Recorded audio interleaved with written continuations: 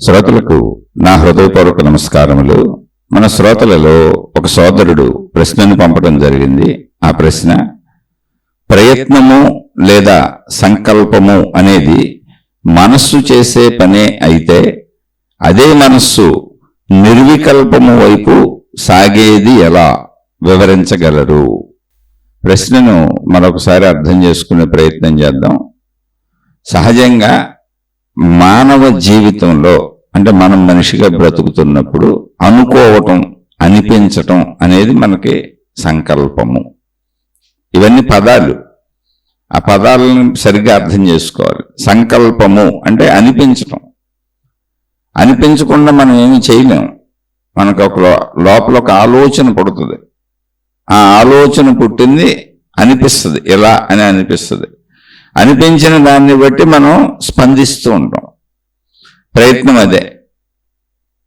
అదే ప్రయత్నమైన, ఎటువంటి ప్రయత్నమైనా ప్రయత్నానికి ముందు మన అంతరంగంలో జరిగే చర్య అనిపించటము.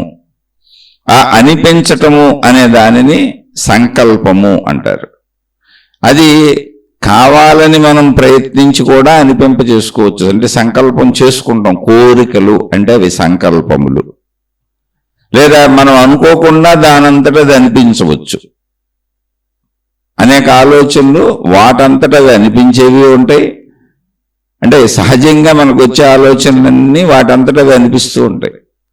ఇప్పుడు నేను అని ఒక మెలకు వచ్చింది అనుకోండి, అది ప్రయత్నంతో తెచ్చుకున్నది కాదు, నిద్రపోయాం, నిద్రలోంచి మెలకు వచ్చింది. అలాగే నిద్రలోకి వెళ్ళాం, అది ప్రయత్నంతో జరిగింది కాదు, అది సృష్టి సహజంగా ఉంది, దానంతటది నిద్రలోకి వెళ్ళిపోయాం. ఇప్పుడు ప్రయత్నించి కావాలని నిద్రపోలేం, మనం నిద్ర రావాలి.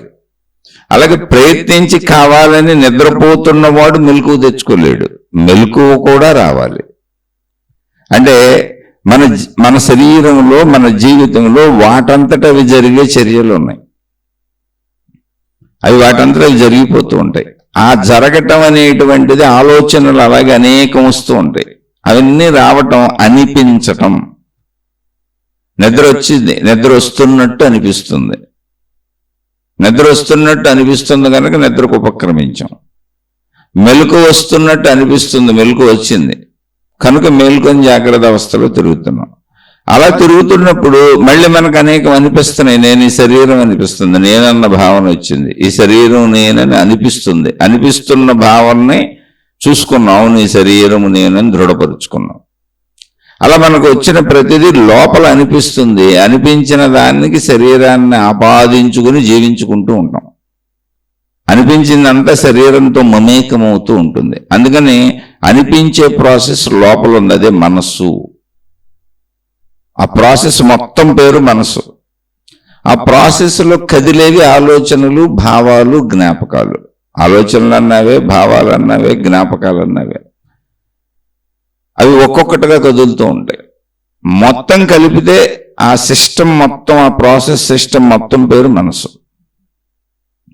ఇప్పుడు మనం ఆధ్యాత్మికత అని మాట్లాడుతున్నాం, సాధన అని మాట్లాడుతున్నాం, దేవుడని మాట్లాడుతున్నాం, దేవతని మాట్లాడుతున్నాం, మతం అని మాట్లాడుతున్నాం, గురువులని మాట్లాడుతున్నాం, మాతాజీలని మాట్లాడుతున్నాం, గ్రంథాలని మాట్లాడుతున్నాం, అనేక జ్ఞాన బోధలని మాట్లాడుతున్నాం. అనేక రకాలైనటువంటి సాధనా పద్ధతులు వందలు వేలు ఉన్నాయి. అవన్నీ మాట్లాడుకుంటూ ఉంటాం. ఎవరికి వాళ్ళకి తెలిసింది గొప్పదనుకుంటూ ఉంటారు, ఆచరించుకుంటూ ఉంటారు, ఆచార సాంప్రదాయాలు పాటించుకుంటూ ఉంటాం. ఇవన్నీ కూడా ఎక్కడి నుంచో ప్రత్యేకంగా ఊడిపడినవి కాదు, ఎవరో ప్రత్యేకంగా తయారు చేసి ప్రత్యేకతతో మనకిచ్చినవి కాదు. ఇవన్నీ మన జీవితంలో ఇమిడిపోయి ఉన్న అంశాలు. మొత్తం అన్ని మన జీవితంలో ఇమిడిపోయి ఉన్న అంశాలు. ఆ అంశాలను గమనించుకుంటూ, అంటే మన జీవితంలో, మన శరీరంలో, మన మనసులో, మన బుద్ధిలో, మన అహంకారంలో, మన ప్రాణశక్తితో సహా మన సమస్తంలో ఉన్నటువంటి అన్ని అంశాలను గమనించుకుంటూ, మన జీవితంలో మనం జీవించే జీవన విధానంలో సరైన దిశలో ఎలా నడవాలి అనటానికి ఇవన్నీ వచ్చినాయి. మతములు, మార్గములు, దేవుళ్ళు, విధానములు, పద్ధతులు, సాధనలు, జ్ఞానములు, జ్ఞాన గ్రంథములు, గురువులు, మాతాజీలు, ఇవన్నీ కూడా సరైన విధానములో నడవడానికి ఎవరి అభిప్రాయాలను వాళ్ళు చెప్పారు, అంతే తప్ప అవేమి పెద్ద ప్రత్యేకతలు కాదు. ఎవరి శరీరాన్ని వాళ్ళు పరిశీలించుకుంటే, ఎవరి అంతరంగాన్ని వాళ్ళు పరిశీలించుకుంటే, ఎవరిలో ఉన్న ప్రాణశక్తిని వాళ్ళు పరిశీలించుకుంటే, ఎవరిని వాళ్ళు సంపూర్ణంగా పరిశీలించుకుంటే ఇవన్నీ అక్కడ దర్శనీయమవుతాయి. అయితే ఇవన్నీ మరి ఎందుకు చెబుతున్నారంటే, ఎవరిని వాళ్ళు సంపూర్ణంగా పరిశీలించుకోవటం లేదు. మనిషి దగ్గర జరుగుతున్న ప్రథమ పొరపాటుది. ఒక మనిషి తనను తాను సంపూర్ణముగా పరిశీలించుకోవటం లేదు. అందువలన ఊరికి మనిషి నేను శరీరం అనే భావనతో పైన అందంగా పరిశీలన ఏం లేదు, జీవించుకుంటూ వెళ్ళిపోతున్నాడు. అంటే తన పరంగా పరిశీలన ఉంది, ధనపరమైన పరిశీలన ఉంది, వస్తుపరమైన పరిశీలన ఉంది, ప్రాపంచికపరమైన పరిశీలన ఉంది, విపరీతమైన పరిశీలన అంతా ప్రాపంచిక పరంగా ఉంది.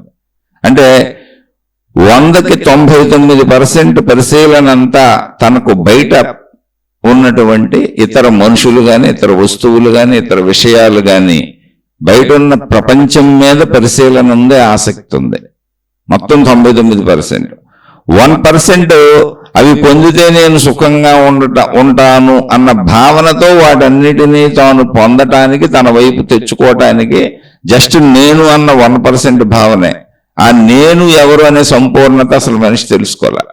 నేను ఈ శరీరం అనుకుంటూ వెళ్ళిపోతున్నాడు. అంటే 1% మాత్రమే నేను అనే దాని గురించి మనిషి తెలుసుకున్నాడు. ఏంటి నేనే శరీరం, అంతే. ఇంకా మిగిలిన 99% మనిషికి ఉన్నటువంటి ఆసక్తి, ప్రయత్నము మొత్తం అన్నీ కూడా తనకు భిన్నంగా బయట ఉన్న ప్రపంచం నుంచే. అది మనుషులు కావచ్చు, ధనం కావచ్చు, సంపదలు కావచ్చు, వస్తువులు కావచ్చు, విషయాలు కావచ్చు, సృష్టిలో ఏదైనా కావచ్చు, తనకు భిన్నమైన దాని మీద, తన మీద 1% ఉంది. ఏంటి ఆ 1% కూడా అంటే, ఇవన్నీ ఉంటే, అంటే బయట నుంచి నేను పొందేవన్నీ ఉంటే నేను సుఖపడతాను, అంతే. అంతే తప్ప నా గూర్చి నాకు సంపూర్ణంగా తెలియదు. నేను ఒక చెట్టు గూర్చి తెలుసుకుంటాను, నా ఎదురుగా ఉన్న నా భార్య గురించో, భర్త గురించో, తల్లి గురించో, తండ్రి గురించో, స్నేహితుడి గురించో, ఎదురుగా ఉన్న లేకపోతే పక్కన ఉన్న మనుషుల గురించి తెలుసుకుంటాను. ధనం ఎలా సంపాదించాలో తెలుసుకుంటాను, ప్రకృతిలో ఉన్న అనేక విషయాలు తెలుసుకుంటాను, వాటిని నేను ఎలా పొంది ఉపయోగించుకోవచ్చో తెలుసుకుంటాను. నా గూర్చి నేను తెలుసుకోను. అంటే అసలు తెలుసుకోవాలన్న థాట్ పుట్టట్లే. ఎందుకని అంటే నేను తెలుసుకునేది ఏంటి, నేను ఈ శరీరమే. నా గురించి నేను తెలుసుకోవడం ఏంటి అనేది ఒక వింత చర్యగా కూడా ఉంటుంది మనిషికి. నీ గురించి నువ్వు తెలుసుకోవా అంటే, నా గురించి నాకెందుకు తెలియదు అనుకుంటాడు, అంతే. నేను శరీరం, ఆ 1%తో ముగిసిపోయింది. నా గురించి నాకు ఎందుకు తెలియదన్న భావన 1%తో ముగిసిపోయింది, అంతే.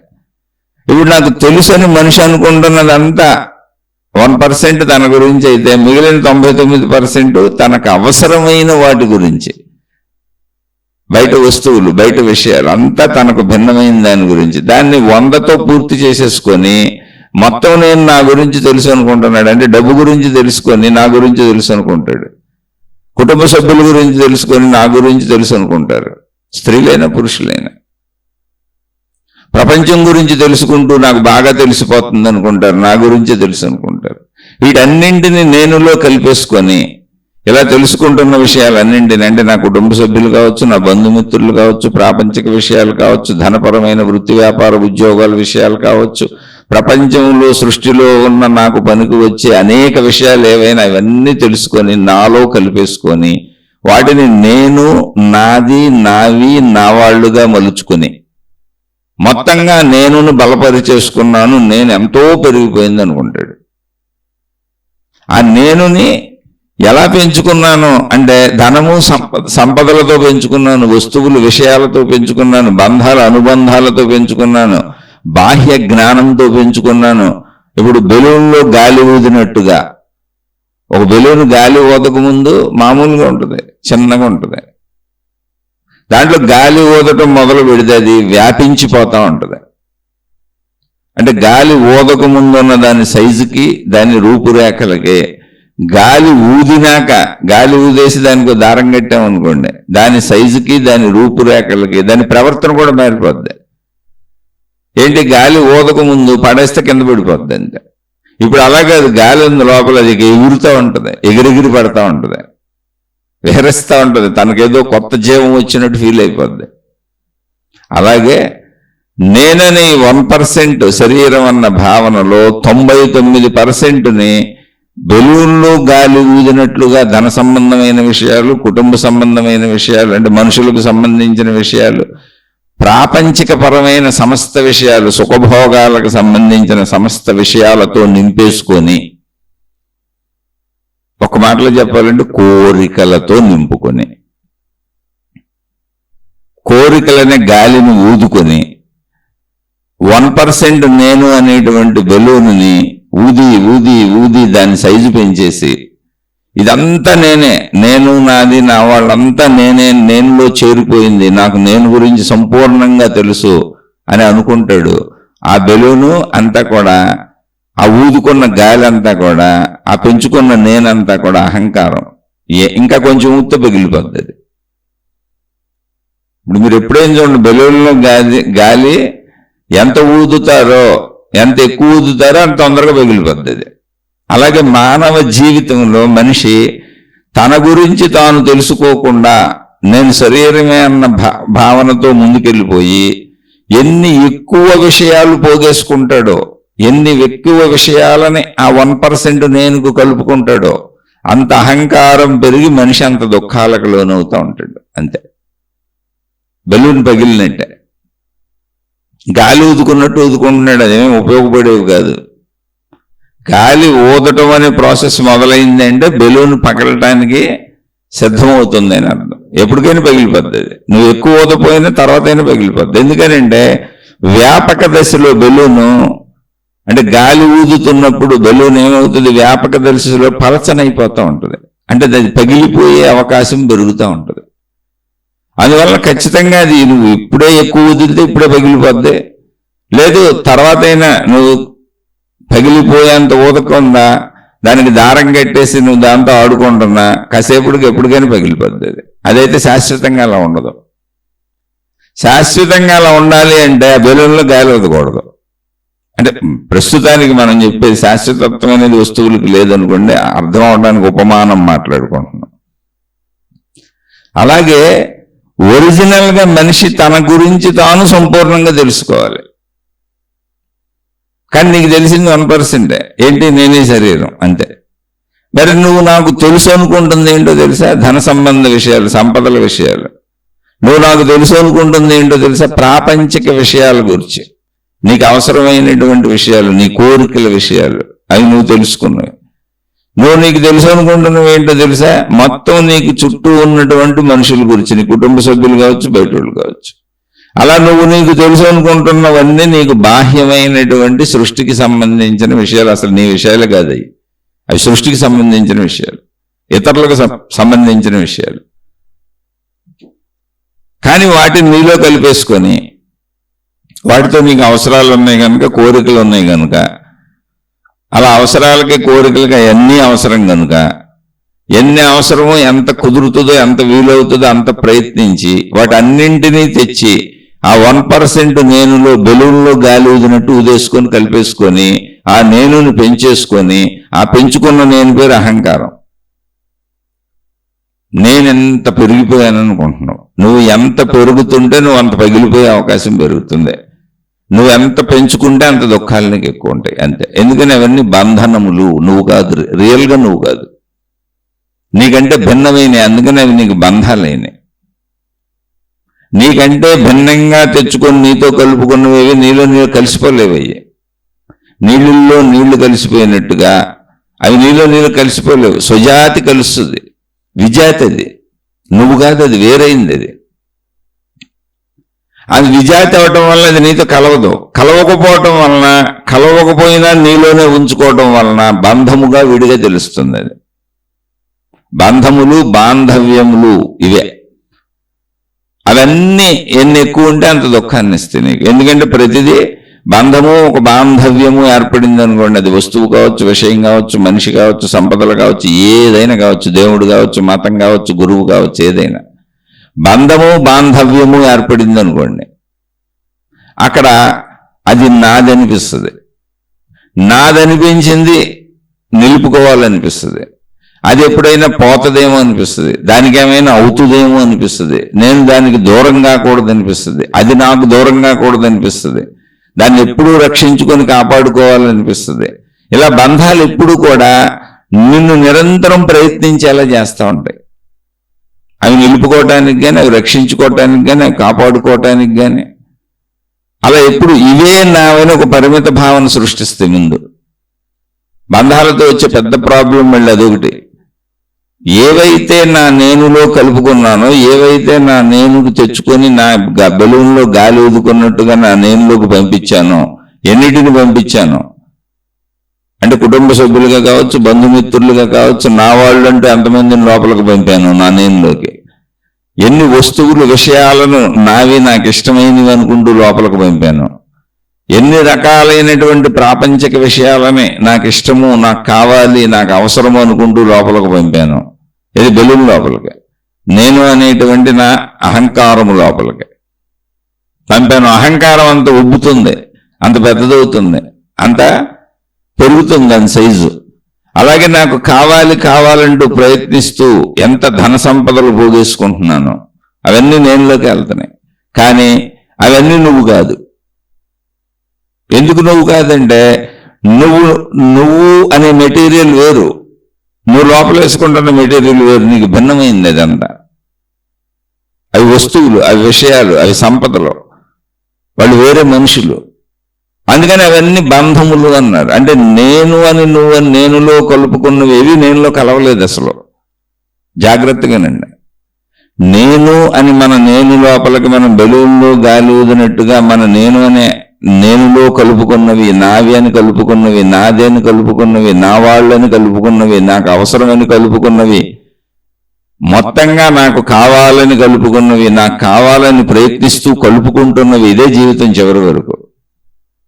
ఇవన్నీ కూడా నువ్వు కలుపుకుంటున్నాను అనుకొని నేను అనే దానిలోకి అహంకారంలోకి పంపుతున్నావు తప్ప లోపలికి కలిసిపోవట్లేదు. అందుకే విడివిడిగా ఆలోచనలుగా వస్తుంటాయి నీకు. అన్ని వేరువేరుగానే ఉన్నాయి. ఏది నీలో కలిసిపోవాలి అసలు? నీ అహంకారం సైజు ఎలా పెరిగింది అంటే లోపల ఉన్న అనేక విషయముల చేత పెరిగింది తప్ప ఇవి నేనులో కలవలా. నా భార్య నాకు విడిగానే ఉంది, నా భర్త నాకు విడిగానే ఉన్నాడు, నా పిల్లలు నాకు విడిగానే ఉన్నారు, నా తల్లిదండ్రులు నాకు విడిగానే ఉన్నారు, నా బంధుమిత్రులు, మనుషులకు సంబంధించిన మొత్తం సమస్తం అందరూ విడిగానే ఉన్నారు. బంధములు, బాంధవ్యములు, వాటికి పేర్లు కూడా పెట్టుకున్నాం, అవే పిలుచుకున్నాం ఇప్పుడు. నా భార్య, భర్త, తల్లిదండ్రులు, అన్నదమ్ములు, అక్క చెల్లెలు, పిల్లలు. అంటే ఏంటి? నాలో కలిసిపోవాలి. నాలో కలిసిపోతే ఏకత్వం అయిపోద్ది, ఒకటే అయిపోద్ది. అవి నాలో కలవట్లేదు, విడిగా ఉంటున్నాయి. కానీ నేను నాలో కలిసిపోయినట్టుగా అనుకుని నేను పెరిగింది అనుకుంటున్నా. బెలూను గాలి ఊదుతుంటే బెలూను పెద్దదైపోయినట్టు నేను పెద్దదైపోతుంది అనుకుంటున్నా. కానీ నిజంగా పరిశీలిస్తే అక్కడ లోపల కలవలు అసలు అన్ని విడివిడిగా ఉన్నాయి. విడివిడిగా ఉన్నవి కనుకనే మనకు వేరువేరుగా ఆలోచనలు వస్తున్నాయి లోపల. అందుకే అది విడిగా ఉండటం చేత అది మనసు అయింది, నేను అవ్వలేదు. నా మనసు అయింది, నేను అవ్వలేదు. అందుకని మనసు అనేది నాకు భిన్నమైంది. ఇప్పుడు నా మనసు అంతే, అది ఒక యంత్ర పరికరం లాంటిది నాకు.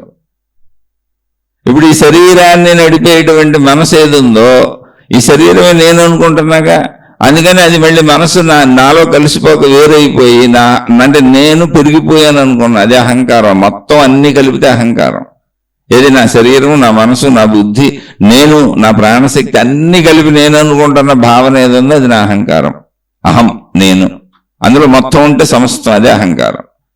మనసు అంటే ఒక పార్ట్, బుద్ధి లేదు అందులో, అది వేరుగా ఉంది.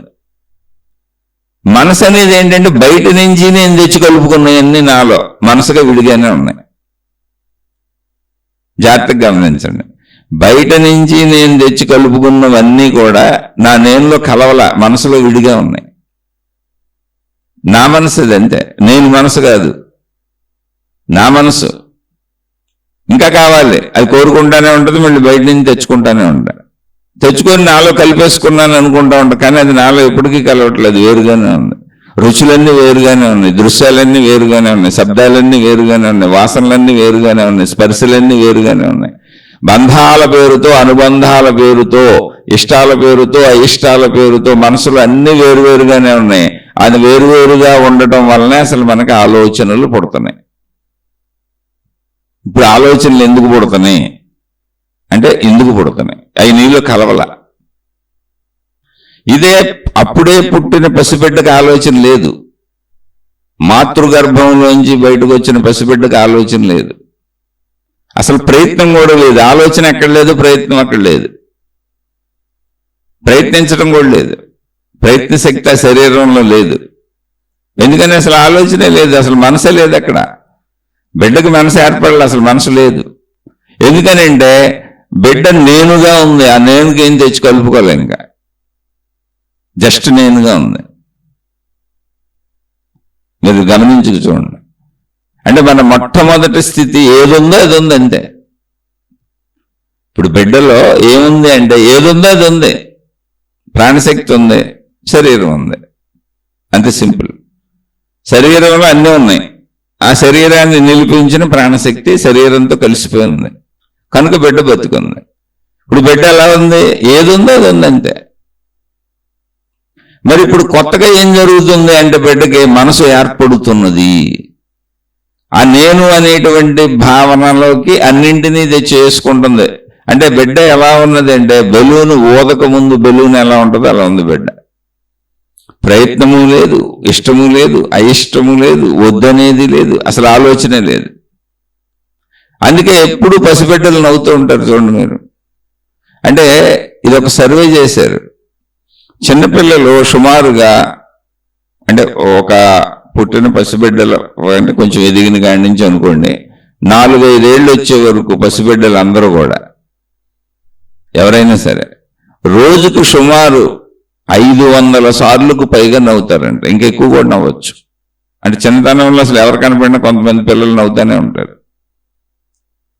పసిపిల్లలు ఒక 5 సంవత్సరాల లోపు మీరు తీసుకుంటే, అంటే ఇప్పుడు నవ్వలేరేమో, ఎందుకంటే 2.5 సంవత్సరాలకి నర్సరీలో వేసేస్తున్నారు తీసుకెళ్ళి. అయినా కూడా పాపం అమాయకంగా నవ్వుతారులేండి కొంచెం.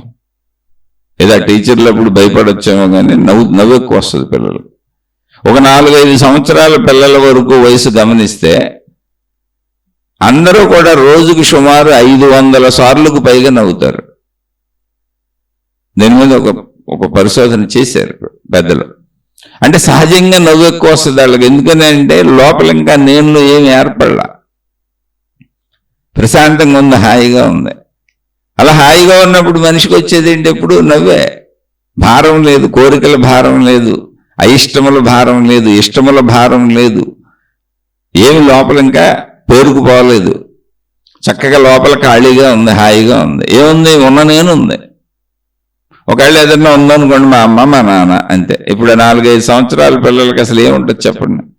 తల్లిదండ్రులు వేసిన బట్టలు వాళ్ళు చూస్తారు, అసలు ఈ బట్టలు కావాలని కూడా తెలియదు. బట్టలు వేసి తల్లిదండ్రులు మురిసిపోతారు. ఎలాంటి బట్టలు వేసారో కూడా తెలియదు వాళ్ళకి. తల్లిదండ్రులు వాళ్ళకి పౌడర్లు వేసి, సెంట్లు వేసి, స్నోలు వేసి వాళ్ళని అలంకరించి తల్లిదండ్రులు మురిసిపోతారు. అంటే ఇవన్నీ మాకు అవసరమైన పిల్లలు ఏమి అడగరు అసలు. వాళ్ళకి ఎటువంటి ఆహారం పెట్టాలి, ఏం పెట్టాలి, ఇవన్నీ తల్లిదండ్రులు పెట్టి మురిసిపోతారు. జనరల్గా కోరికలు చాలా తక్కువ. అంటే ఇప్పుడు ఏదో మనం భోజనాలు పెట్టడానికి సెల్ ఫోన్ ఇచ్చి టీవీలో చూపించి భోజనాలు పెట్టడం అవన్నీ వేరే విషయం మామూలుగా. అక్కడి నుంచి ఇంకా ఎదుగుతూ వ్యక్తులు, ఆ 5 ఏళ్ళు దాటిన కాడి నుంచి ఎదుగుతూ వ్యక్తులు 500 సార్లకు పైగా నవ్వే స్థితి నుంచి స్లోగా తగ్గుతూ వస్తూ ఉంటారు. అలా ఒక 10 తగ్గుతూ వస్తుంది అనుకోండి. ఇక పెద్దవాళ్ళు అయినాక చూడండి మీరు, జెంటిల్మెన్ అయిపోతాడు. అదేదో సీరియస్నెస్గా ఉండటం గొప్పతనం అనుకుంటారు. అసలు అది ఎప్పటికీ అర్థం కాలే నాకు. అయితే అది సీరియస్నెస్గా ఉండటం గొప్పతనం అని అనుకోవడం కాదు, లోపల భారం ఎక్కువైపోయింది. నవ్వు అసలు రావట్ల మొహం మీదకి. ఎందుకని, కావలసినవి ఇష్టములు బోల్డ్ ఉన్నాయి, అయిష్టములు బోల్డ్ ఉన్నాయి. ఇది ఎలాగే జరగాలనేటువంటి భావనలు బోల్డ్ ఉన్నాయి, ఎలా జరుగుతుందో అన్న ఆదుర్దాలు బోల్డ్ ఉన్నాయి. మొత్తం అసలు నిండిపోయి, భారమైపోయి, బరువైపోయి, అహంకారం సంపూర్ణంగా నిండిపోయి, పెరిగిపోయి, పెద్దదైపోయి, ఆ నన్ను నేను మోసుకోలేనంతుంది. ఇంకా నవ్వు ఎక్కడొస్తుంది? నవ్వు రాదు. రోజుకి అసలు 1-2 సార్లు కూడా నవ్వుతున్నారో లేదో మీరే లెక్కేసుకొని మీ జీవితాన్ని ఒకసారి మీరు చూసుకొని కామెంట్లో తెలియచేయండి కొంచెం. అసలు రోజుకి 1-2 సార్లు అన్నా మీరు నవ్వుతున్నారా అంటే మీ వయసు ఎంతో చెప్పి దాన్ని బట్టి చెప్పండి. ముందు నా వయసు ఎంత, నేను రోజుకి నవ్వుతున్నాను, కనీసం అసలు వారం రోజులకు ఒకసారన్నా నవ్వుతున్నారా, అసలు నవ్వు గుర్తుందా మీకు, నవ్వును మర్చిపోయారా?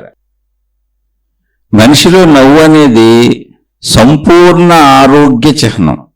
అంటే మనసు హాయిగా ఉంది, శరీరం హాయిగా ఉంది, అన్నీ హాయిగా ఉంటే చిరునవ్వు వస్తుంది, స్పందిస్తాం.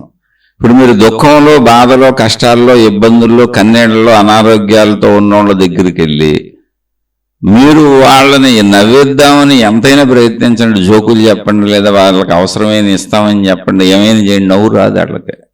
బాధల్లో ఉన్న వాళ్ళకి నవ్వు రాదు. బాధలు ఎందుకు ఉంటాయంటే లోపల బరువు ఎక్కువ ఉంది. లోపల బరువు పెంచుకున్నాం అనుకోండి, బంధాలు, బాధ్యతలు, ఇష్టములు, అయిష్టములు, కోరికల బరువు, అంతే, ఇంకేం లేదు. అప్పుడు నవ్వు రాదు మనిషికి.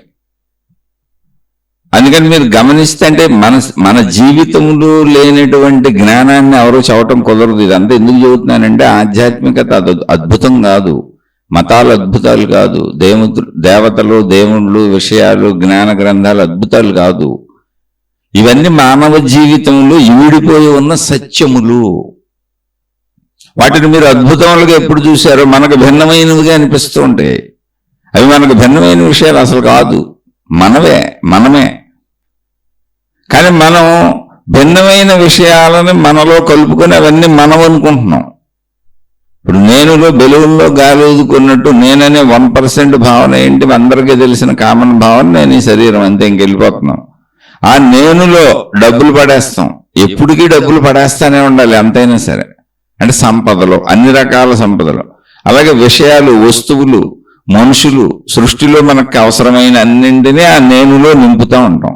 నింపుతున్న నేను ఎంత పెరుగుతుంటే నేను అంత పెరిగాను అనుకుంటూ ఉంటాం. కానీ అవి ఏవి అసలు నేనులో కలవలేదు, అన్ని విడివిడిగా ఉన్నాయి. మీరు ఈ సత్యాన్ని గ్రహిస్తే శరీర పనితీరు అర్థమైపోద్ది. విడివిడిగా ఎందుకు ఉన్నాయి అన్నది సాక్ష్యం ఏంటంటే మనసే. విడివిడిగా ఉన్నాయి కాబట్టి మళ్ళీ గుర్తొస్తున్నాయి, మళ్ళీ అనిపిస్తున్నాయి, ఆలోచనలుగా వస్తున్నాయి, భావాలుగా వస్తున్నాయి, భావోద్వేగాలుగా వస్తున్నాయి, కదిపేస్తున్నాయి, కుదిపేస్తున్నాయి. నేను అనుకున్న శరీరాన్ని ఊపి అవతల పడేస్తున్నాయి, ఈడ్చుకుపోతుంది మనసు. ఎందుకని? మనసు నేనులో కలవల, అది స్వయం ప్రతిపత్తి కల్పించుకుంది మనం లోపలేసిన అన్ని విషయాలతో. నేను ఈ శరీరం అన్న భావనతో మనం ఈ శరీర అవసరాలకో దేనికో మొత్తానికి అన్నింటినీ లోపలేసుకున్నాం, తెచ్చుకుని అవసరాలు అనండి, కోరికలు అనండి, భయాలు అనండి, బాధలు అనండి, ఇష్టాలు అనండి, అయిష్టాలు అనండి, ఏదైనా కానీ మనం లోపలేసుకున్న ఒక్కటి కూడా నేనులో కలవల. వాళ్ళు మనుషులు కావచ్చు, సంపదలు కావచ్చు, వస్తువులు కావచ్చు, విషయాలు కావచ్చు. జాగ్రత్తగా పదే రిపీట్ చేస్తున్నాను అనుకోబాకండి, అర్థం చేసుకోండి. అర్థం చేసుకుంటే మొత్తం ఆధ్యాత్మికతను మనమే, నువ్వే, నేనే. మనకు భిన్నంగా బయట చెప్పబడింది ఏమీ లేదు. మన గూర్చే మనకు చెప్పబడుతుంది బయట, మతాలుగా కానీ, దేవుళ్ళుగా కానీ, జ్ఞాన గ్రంథాలుగా కానీ, సాధనలుగా కానీ. అవన్నీ మనలో లోపల ఇమిడిపోయి ఉన్న విషయాలని బయట చెబుతున్నారు. ఎందుకంటే మనం చూసుకోవట్లేదు కాబట్టి. ఇప్పుడు అర్థం చేసుకుంటే అర్థమైపోతుంది. బయట నుంచి మనం తెచ్చి లోపల వేసుకున్నవి ఏవీ కూడా నేను సైజును పెంచినవి తప్ప నేనులో కలవలేదు. ఇప్పుడు బెలూన్లో గాలి విడిగానే ఉంటుంది, బెలూన్ వ్యాకోచిస్తూ ఉంటుంది. గాలి అంత ఊదుతుంటే బెలూన్ సైజు అంత పెరుగుతూ వ్యాకోచిస్తూ పగిలిపోవటానికి సిద్ధమవుతూ ఉంటుంది, అంతే తప్ప గాలి బెలూన్ ఎప్పటికీ కలవాల. ఏదో ఒక రోజు బెలూన్ పగిలిపోద్ది, ఖచ్చితమైనది. అది ఇప్పుడే పగలవచ్చు, కాసేపు పగలవచ్చు, ఎప్పుడైనా పగలటం గ్యారంటీ. అలాగే మన నేనులో మనం వేసుకున్నవి నేనులో కలిసిపోతే అసలు మనకు దుఃఖం ఉండేది కాదు. అవన్నీ విడిగా ఉండి లోపల మన నేనులోనే అది తన సొంత ఎంటిటీని ఒకటి తయారు చేసుకుంది, మనసు అని. ఇందుకే నేను మనదే, కానీ అది సొంతగా ఇంకోటి తయారైంది అక్కడ, మనసు అని. అదేంటి? మొత్తం మనం లోపలేసిన విషయాలు అంతే. అదేం చేస్తుంది? మళ్ళీ కదుపుతుంది మన శరీరాన్ని. కదులు, ఇవన్నీ లోపలేసావు కదా, ఇవి కావాలి మనకు, సంపదలు కావాలి, పరిగెత్తు, వృత్తి వ్యాపార ఉద్యోగాలు చేయి, ఇంకా సంపాదించి చచ్చే వరకు సంపాదిస్తూనే ఉండు, ఆగొద్దు. ఇదంతా అనిపించటం సంకల్పములు అంటే ఇది. సోదరుడు సంకల్పములు అడిగారు, అసలు ముందా ఏంటో తెలియాలిగా. అంత అద్భుతమేం లేదు, అది ఒక పెద్ద పదం అంతే. పదాడంబరాలు పెట్టుకున్నామంటే మనకు విషయం అర్థం కాదు. ఏదో చెప్పేశారు అనిపిస్తుంది, ఏమీ చెప్పలేదు. మన లోపల ఉందే రకరకాలుగా చెప్పే ప్రయత్నం చేశారు. ఎందుకంటే నువ్వు తెలుసుకొని కొంచెం అన్నా హాయిగా ఆనందంగా బతుకుతావని. ఇప్పుడు చిన్నపిల్లలకి మనసు ఏర్పడలేదు కనుక, ఏర్పడుతున్నా కూడా అది చాలా చిన్న మనసు, ఇబ్బంది పెట్టేంత మనసు కాదు కనుక హాయిగా ఆనందంగా తేలిగ్గా ఉంటారు. అంతా తల్లిదండ్రులు మిగిలిన వాళ్ళు అంతా సంరక్షణలో వీళ్ళు ఉంటారు. వాళ్ళకి అసలు ఏమీ అమ్మా నాన్న చూసుకుంటారన్న భావన కూడా ఉండదు. వాళ్ళకేం తెలుసు చూసుకోవడానికి ఎన్ని బాధలు ఉన్నాయో ఎన్ని ఇబ్బందులు ఉన్నాయో కూడా తెలియదు. అసలు వాళ్ళకి భయమే తెలియదు, బాధే తెలియదు, దుఃఖమే తెలియదు. ఎందుకని అప్పటికి ఇంకా బరువైన మనసు ఏర్పడలా. అందుకని వాళ్ళు ఎప్పుడు నవ్వుతూ ఉంటారు హాయిగా. ఏదైనా చిన్నగా కావాల్సి వస్తే ఏడుకో చిన్న చిహ్నం అంతే, దాంతో అది పట్టుకొని మళ్ళీ హాయిగా ఉంటారు. అటువంటి నవ్వుని అసలు పెద్ద అయిపోయినాక ఇప్పుడు మనం రోజుకు ఒకసారైనా నవ్వుతున్నామా, కనీసం వారానికి ఒకసారైనా నవ్వుతున్నామా, కనీసం 15 రోజులకు ఒకసారైనా నవ్వుతున్నామా? మనం నవ్వటం మాట దేవుడు అసలు మనం ఉంటే మన చుట్టూ ఉన్న వాళ్ళ నవ్వులన్నీ ఎగిరిపోతున్నాయా? మన వల్ల అసలు ఎవరికన్నా జీవితంలో కనీసం చిరునవ్వు వస్తుందా? లేదా మనం కనపడగానే ఉన్న నవ్వులు నాశనం అయిపోతున్నాయా? ఇవన్నీ చూసుకోవాలి. అదే జీవితం. నవ్వు అనేది ఆరోగ్య చిహ్నం, ఎప్పుడు గుర్తుపెట్టుకోండి. నవ్వుతుంటే కూడా మీరు ఎన్ని అనారోగ్యాల్లో ఉన్న నవ్వటం అలవాటు చేసుకోండి, ఆరోగ్యం పెరుగుద్ది. రెండు అంటే అటు ఇటు పనిచేస్తుంది. ఆరోగ్యంగా మానసిక శారీరక ఆరోగ్యంగా ఉన్న వాళ్ళు ఎక్కువ నవ్వుతారు, ఎక్కువగా నవ్వగలుగుతారు, తేలిగ్గా ఉంటారు, హాయిగా ఉంటారు. అందుకని ఎక్కువ నవ్వుతారు. అంటే నేను బరువు తక్కువగా ఉంది ఉండొచ్చు, అది అర్థం చేసుకుంటున్నారు. బరువు పెంచుకునేది మనమే కదా. జ్ఞానంతో అర్థం చేసుకుని ఇదంతా ఇలాగే ఉంది, బంధాలు బాంధవ్యాలు అలా పైపోయిన చక్కగా తామరాకుపోయి నీటి బొట్టులా ధర్మాలు చేసుకుంటూ వెళ్ళిపోతున్నాం అనుకోండి, ఏది ఉంటాయి బంధాలు, బరువుగా ఉండవు. చేయవలసింది చేసాం అంతే, ఇంకేం జరగాలో జరుగుద్ది. అంతకంటే మనం చేయగలిగింది కూడా లేదు. ఈ సత్యం అర్థమైనప్పుడు బంధాలు బాధ్యతలు బరువు ఉండవు, హాయిగా చేసేస్తాం, తేలిగ్గా చేసేస్తాం. వాళ్ళు హాయిగా నవ్వగలుగుతారు. బరువు ఉన్న వాళ్ళకి నవ్వు రాదు, అనారోగ్య చిహ్నం అది. శారీరకంగా అనారోగ్యాలున్నా నవ్వు రాదు, మానసికంగా అనారోగ్యాలున్నా నవ్వు రాదు. మానసిక అనారోగ్యాలన్నీ ఏంటి? మానసిక అనారోగ్యాలు కూడా ఉన్నాయి. భయాలు, బాధలు, ఆందోళనలు, ఒత్తిడులు, అనేక రకాల భ్రమలకు లోనవటాలు, వాటితో పాటుగా కోరికలు, ఇష్టాలు, అయిష్టాలు, ఇవన్నీ కోరినోళ్ళకు కూడా నవ్వు రాదు. సీరియస్నెస్ ఎక్కువ ఉంటుంది. చాలా మంది చూడండి, కొంచెం ఎదుగుతున్న కొద్దిగా పిల్లలు కూడా ఓ 13 ఏళ్ళు 14 ఏళ్ళు అట్లా 10 ఏళ్ళు దాటిన కానీ ఇంకా చికాకు, కోపం, విసుగు, అలకలు ఇవన్నీ మొదలు పెట్టేస్తారు. ఎందుకంటే మనసు విజృంభణ మొదలైపోయింది. అయితే ఇక్కడ నేను సంకల్ప వికల్పములు అనేది మీకు అర్థం అవ్వాలంటే, అసలు సంకల్పములు అంటే ఏంటంటే ఏమి లేదు, అనిపించటము. అంటే అసలు అది ఎందుకు అనిపిస్తుంది అనేది ముందు మనకు తెలియాలిగా. అలా ఎందుకు జరుగుతుందంటే, మన నేనులో మనం వేసుకుంటున్నవన్నీ కూడా నేనులో కలవటం లేదు, విడిగా ఉండిపోతున్నాయి. ఆ విడిగా ఉండిపోయినవి అన్నీ కూడా మనసుగా తయారైపోతున్నాయి. అంటే మన నేనులోనే ఇంకోటి తయారైంది మనసు. ఇప్పుడు అది నా మనసు. అదేం చేస్తుంది? నువ్వు అన్ని లోపలేస్తున్నావు కదా, ఇప్పుడు వాటన్నిటిని మళ్ళీ అది తిరిగి సజీవం చేసుకుంటుంది. ఎప్పటికప్పుడు మళ్ళీ అన్నీ చేద్దాం నడుమంటుంది. టీ తాగావుగానే వాళ్ళు టీ తాగుతాం నడువు అంటుంది. సినిమా చూసావుగా మళ్ళీ సినిమా చూద్దాం అంటుంది. ఏదైనా ఇంక అన్నీ నిరంతరం పదే పదే చేసిందే చేసి, తిన్నదే తిని, తాగిందే తాగి, అనుభవించిందే అనుభవించి, నడువు కొత్త కొత్తవి చూసుకొద్దాం, పరిగెత్తు పరిగెత్తు అని అది తన బలాన్ని పెంచుకుంటుంది మనసు. ఎందుకంటే అది ఒకటి ఏర్పడిందిగా అక్కడ. అయితే ఇది ఎందుకు చెబుతున్నానంటే, నేనులో మనం వేసుకున్నవేవి నేనులో కలవటం లేదు, విడిగా ఉండిపోతున్నాయి. ఆ విడిగా ఉన్నవే మనకున్న జ్ఞాపకాలు, మనకున్న ఆలోచనలు, మనకున్న భావాలు, మనకు వచ్చే భావోద్వేగాలు. అవే సంకల్పములు. అవి అనిపిస్తున్నాయి. అన్ని వేరువే. నువ్వే అయిపోతే సంకల్పం పుట్టదు అసలు. కానీ ఏది నీలో కలవట్లా, నీకు భిన్నంగానే ఉంది. ఇప్పుడు సంకల్పములు అంటే అనిపించటం. ఎందుకు అనిపిస్తుంది అంటే, నా లోపల నేను వేసుకున్నవన్నీ దృశ్యముల ద్వారా, శబ్దముల ద్వారా, రుచుల ద్వారా, స్పర్శల ద్వారా ఏ రకంగానైనా ధనం అనుకొని, ఇష్టం అనుకొని, అయిష్టం అనుకొని, ఏ రకంగా అయినా లోపలేసుకున్నవన్నీ అవి దుఃఖాలా, భయాలా, బాధలా, కష్టాలా, ఇబ్బందులుగా ఏదైనా కానీ లోపలేసుకున్నవన్నీ నా నేనులో కలవటం లేదు. నేను విడిగా ఉంటుంది, అవన్నీ విడిగా ఉంటున్నాయి. అవన్నీ విడిగా ఉండి వాటికి ఒక స్వయం ప్రతిపత్తి తయారు చేసుకొని అది ఒక మనసు అనేటువంటి ఒక కొత్తడు పుట్టాడు నా లోపల. నా మనసుని ఇంకోడు పుట్టాడు. నేను కాదు ఆడు నేను కాదు. ఆడు నన్ను ఇడుచుకుపోతున్నాడు. నాకు అది తెలియక ఆడు నేనే అనుకుంటున్నా. నేనే కదా లోపల వేసుకున్నాను, ఆడు నేను ఒకటే అనుకుంటున్నా. అందుకని నా మనసుని దాని వెనకపోతున్నా. ఇప్పుడు శరీరం నేను అనుకున్నా, ఇప్పుడు ఆ మనసే శరీరాన్ని నడుపుతూ ఆలోచనలు పుట్టిస్తూ అది పరిగెతులు తెస్తుంటే ఆ మనసు శరీరం ఒకటేలే అని నేనే నన్ను కలిపేసుకొని దాని గురించి ఆలోచించకుండా పరుగులు పెట్టేస్తున్నాను. ఎందుకు నేను ఆలోచించట్లా. నాకు విడిగా తెలుస్తుంది మనసులో కోటాను కోట్ల ఆలోచనలు వస్తాయి. అవన్నీ నేను శరీరంతో చేయలేను. అనేక చిత్ర విచిత్రమైన ఊహలు వస్తాయి, అవన్నీ నేను చేయలేను. కానీ అదంతా నాదే, నేనే అనేసుకుంటా ఉంటా. ఎందుకంటే నన్ను నేను తెలుసుకోనుగా, నన్ను నేను పరిశీలించుకోనుగా 1%. నేను ఈ శరీరం. ఇంకా అందులో అన్ని పడేసినవన్నీ నావేలే అనుకుంటున్నా. వాటికి బంధాలు, వాటికి పేర్లు వచ్చినాయి. బంధాలు, బాంధవ్యాలు, అనుబంధాలు. దుఃఖము బంధమే, సుఖము బంధమే. ఇప్పుడు ఇవన్నీ నన్ను సుఖ దుఃఖాలకు లోన్ చేస్తున్నాయి.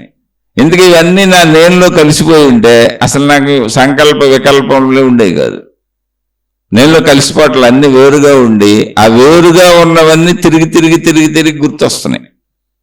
అది తన స్వయం ప్రతిపత్తి ఏర్పాటు చేసుకుంది మనసు. అక్కడ లోపలేసిన అన్నింటినీ తెచ్చుకొని అది ఫ్రెండ్షిప్ చేసుకొని తనలో పెట్టుకొని తను ఒక ఎంటిటీని క్రియేట్ చేసేసుకుంది. నాకు భిన్నంగా మనసు, నా మనసు అని. ఎప్పుడైతే అది నాలో నా శక్తితో నాకు తెలియకుండా అది ఒకటి తయారు చేసుకొని నా మనసు అంటే నేను దాన్ని కూడా అనుసరించుకుంటూ వెళ్ళిపోతున్నా. అది నేనే అనుకుని దానికి బానిసనైపోయాను. నేను ఎంత బానిసనయ్యానంటే అది వేరు, నేను వేరు అనుకోవట్లేదు. అది ఈడ్చుకెళ్ళిపోతుంది. నా మనసు నా మాట వింటలేదు, నా మనసు బాధగా ఉంది, నాకు బాధగా ఉంది. ఇలా అసలు కలగపలకం చేసేసుకున్నా. పూర్తిగా దాని గురించి నేను చదువుకోను, తెలుసుకోను, ఆలోచించను. అక్కడ ఆ మనసు ఏదుందో నేను లోపల వేసిన అనేక విషయములతో ఏదైతే మనసుని తయారైందో ఆ తయారైపోయిన మనసే పూర్ణ అహంకార విజృంభణ. అంటే నా అహంకారం సైజు పెరిగిపోయింది. బెలూన్లో గాలి ఊదిన కొద్దీ బెలూన్ సైజు పెరిగిపోయినట్టు. ఇప్పుడు అవన్నీ కుదురుగా ఉంటాయా? నాకు నేను కాదుగా, అవి నాకంటే భిన్నమైనవిగా. అందుకని అవి నిరంతరం నాకు ఆలోచనలుగా లోపలికి వదులుతున్నాయి, జ్ఞాపకాలుగా లోపలికి వదులుతున్నాయి, భావాలుగా లోపలికి వదులుతున్నాయి, భావోద్వేగాలుగా లోపలికి వదులుతున్నాయి, గుర్తులుగా లోపలికి వదులుతున్నాయి. కదిలిని ఊరుకుంటున్నాయా? శరీరాన్ని కదుపుతున్నాయి. ఎందుకని శరీరంతోనే లోపల వేసుకున్నాను. ఇప్పుడు వాటిని లోపల ఎలా వేసుకున్నాను? కంటి ద్వారా వేసుకున్నాను, చెవి ద్వారా వేసుకున్నాను, ముక్కు ద్వారా వేసుకున్నాను, నాలుక ద్వారా వేసుకున్నాను, మాటల ద్వారా వేసుకున్నాను, చర్మం ద్వారా వేసుకున్నాను, స్త్రీ పురుష శారీరక కోరికల ద్వారా వేసుకున్నాను. మొత్తం శరీరంతో ప్రయత్నించి వృత్తి వ్యాపార ఉద్యోగాలని రకరకాల ప్రయత్నాలతో పనులతో మొత్తం శరీరంతో ప్రయత్నించి అన్నింటినీ లోపలికి తెచ్చుకున్నాను. మొత్తం లోపలికి వచ్చి మనసు తయారయ్యి, మనసు అనే ఒక కొత్తోడు నాలోనే నాకు తెలియకుండా తయారైపోయి నువ్వు వేరు కాదు, నేను వేరు కాదు, మన ఇద్దరం ఒకటేలే అని నన్ను కన్ఫ్యూజ్ చేసేసి నాలో కలిసిపోయినట్టు నన్ను ఈడ్చుకుపోతున్నాడు ఆ మనసు అనేవాడు. మళ్ళీ గట్టిగా పరిశీలిస్తే మన ఇద్దరం ఒకటే అంటాడు. అదేంటి మన ఇద్దరం ఒకటే అయితే మరి నేను చెప్పినట్టు నువ్వు ఎందుకు వింటలేదు, నువ్వు చెప్పినట్టు నేను ఎందుకు వింటున్నాను, నువ్వు నన్ను ఎందుకు ఈడ్చుకుపోతున్నావు, నాకు ఎందుకెంత దుఃఖం, ఎందుకెంత బాధ, ఎందుకెంత కోరికలు అని ప్రశ్నించుకుందాం అంటే అయోమయంగా నాకే కన్ఫ్యూజన్ చేసేసి ఏమీ లేదు మన ఇద్దరం ఒకటే, ఎక్కువ ఆలోచించకనడు వెళ్ళిపోదాం అంటాడు. అంటే నన్ను కూడా ఆక్రమించేశాడు. నేనని లోపలికి తెచ్చుకున్న నా మనసు అనేవాడు నన్ను కూడా ఆక్రమించి ఈడ్చుకుపోతున్నాడు. ఆ నా నేనులో కలవలేదు, వాడు సొంత ఇంటిని ఏర్పాటు చేసుకున్నాడు ఈ మనసు అనేవాడు. అలా నేను శరీరము ద్వారా లోపలికి ఎన్ని తెచ్చుకున్నానో అవన్నీ మళ్ళీ తిరిగి శరీరము ద్వారా వచ్చినవి కనుక ఏ ఇంద్రియముల ద్వారా లోపలికి వచ్చినాయో ఏ ఏ ప్రయత్నముల ద్వారా లోపలికి వచ్చినాయో, ఏ ఏ విధానముల ద్వారా లోపలికి వచ్చినాయో, అలా లోపలికి వచ్చి అవన్నీ కలిసి మనసు అనేవాడు ఒకడు బలపడిపోయాడు. తిరిగి ఆ మనసు అనేవాడిలో ఉన్న ఇవన్నీ కూడా కదులుతూ, ఆ మనసు అనేవాడు ఒక్కొక్క ఆలోచన కదుపుతూ ఏ ఏ విధములుగా లోపలికి వచ్చాడో ఆయా ఇంద్రియములను ఆయా విధానములను ప్రచోదింపజేస్తున్నాడు. కదులు మళ్ళీ వద్దామని, మళ్ళీ అవన్నీ అనుభవిద్దామని. ఎందుకని ఎలా లోపలికి వచ్చాడో తెలుసు. అలా బయటికి వెళ్దాం అంటున్నాడు. మళ్ళీ అలా బయటికి వెళ్ళి మళ్ళీ అవన్నీ అనుభవిద్దాం అంటున్నాడు. లోపలికి వచ్చిన విధానములన్నీ పంచేంద్రియములు. లోపలికి తెచ్చుకోవడానికి మనం మొత్తం శరీరంతో చేసిన ప్రయత్నములన్నీ, నా సంపదలు, నా మనుషులు, నా బంధాలు, నా బాంధవ్యాలని ప్రయత్నాలన్నీ తెలుసు. ఎందుకని శరీరంతో ప్రయత్నాల ద్వారానే లోపలికి వచ్చి మనసు ఏర్పడింది.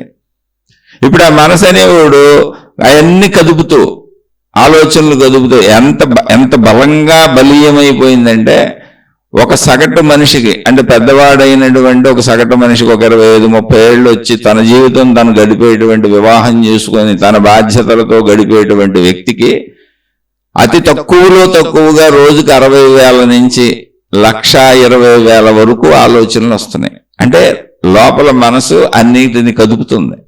నడుపు అల్లి అనుభవిద్దామని మనసు బలం అంతా. 60,000 నుంచి రోజుకి 1,20,000 విషయాల ఆలోచనలు నీకు ఇస్తున్నాడు ఆ మనసు అనేవాడు. శరీరాన్ని కదుపు అని. ఎందుకని శరీరం ద్వారానే లోపలికి తెచ్చుకున్నాం. ఎలా తెచ్చుకున్నామో దానికి తెలుసు, ఎలా ఇది లోపలికి వచ్చిందో దానికి తెలుసు, దానికి రూట్ అంతా తెలుసు. అందుకని ఆ రూట్ ద్వారా బయటకు వెళ్దాం నడవదని మనం ఈడ్చుకుపోతుంది. దానికి రూట్ తెలుసు.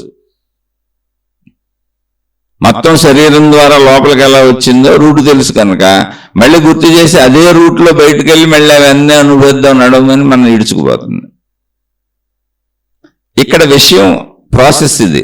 అయితే ఇప్పుడు సోదరుడు అడిగింది ఏంటి? అసలు సంకల్ప వికల్పములు.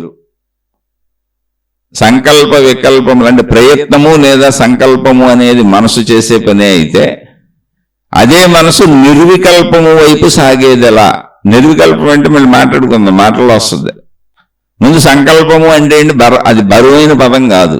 సంకల్పం అంటే అనిపించటము. ఇలా మనకు గుర్తొచ్చి అనిపించేవిగా అన్ని చేయాలనుకుంటాం, ఇష్టాలు చేయాలనుకుంటాం, అయిష్టాలు తప్పించుకోవాలనుకుంటాం, సుఖాలు పొందాలనుకుంటాం, దుఃఖాలు వద్దనుకుంటాం, బంధాలు బాంధవ్యాలు అమ్మో నావి నా వాళ్ళందరూ బాగుండాలనుకుంటాం. అనుకుంటాం అంటే ఏంటి? అనిపించటం.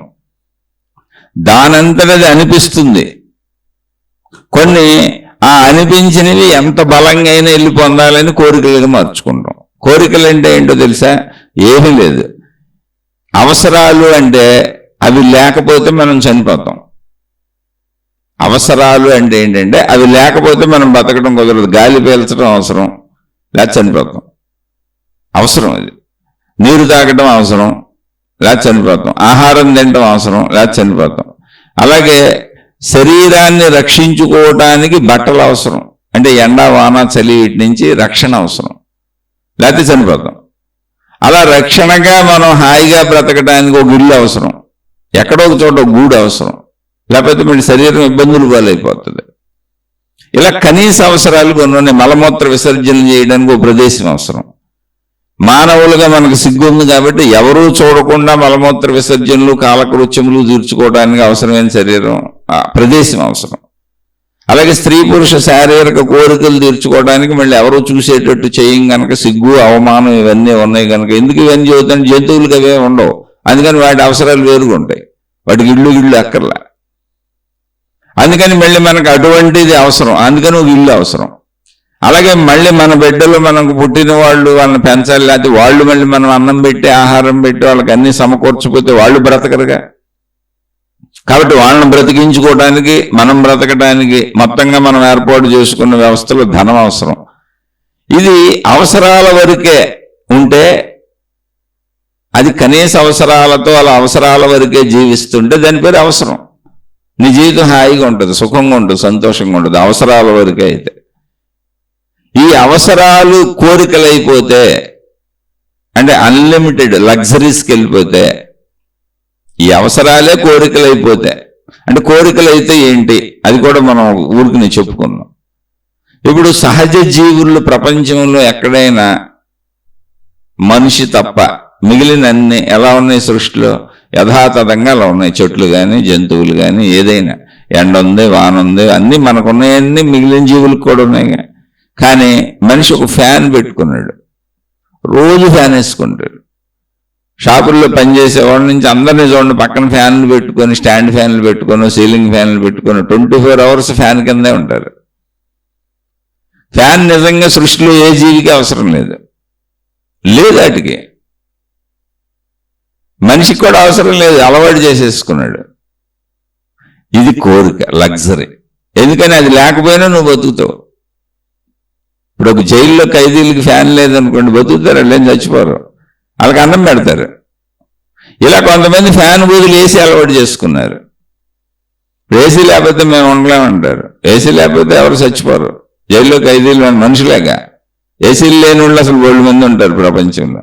అలవాటు చేసుకున్నావు నువ్వు, అది లగ్జరీ. అవసరం వేరు, అలవాటు వేరు.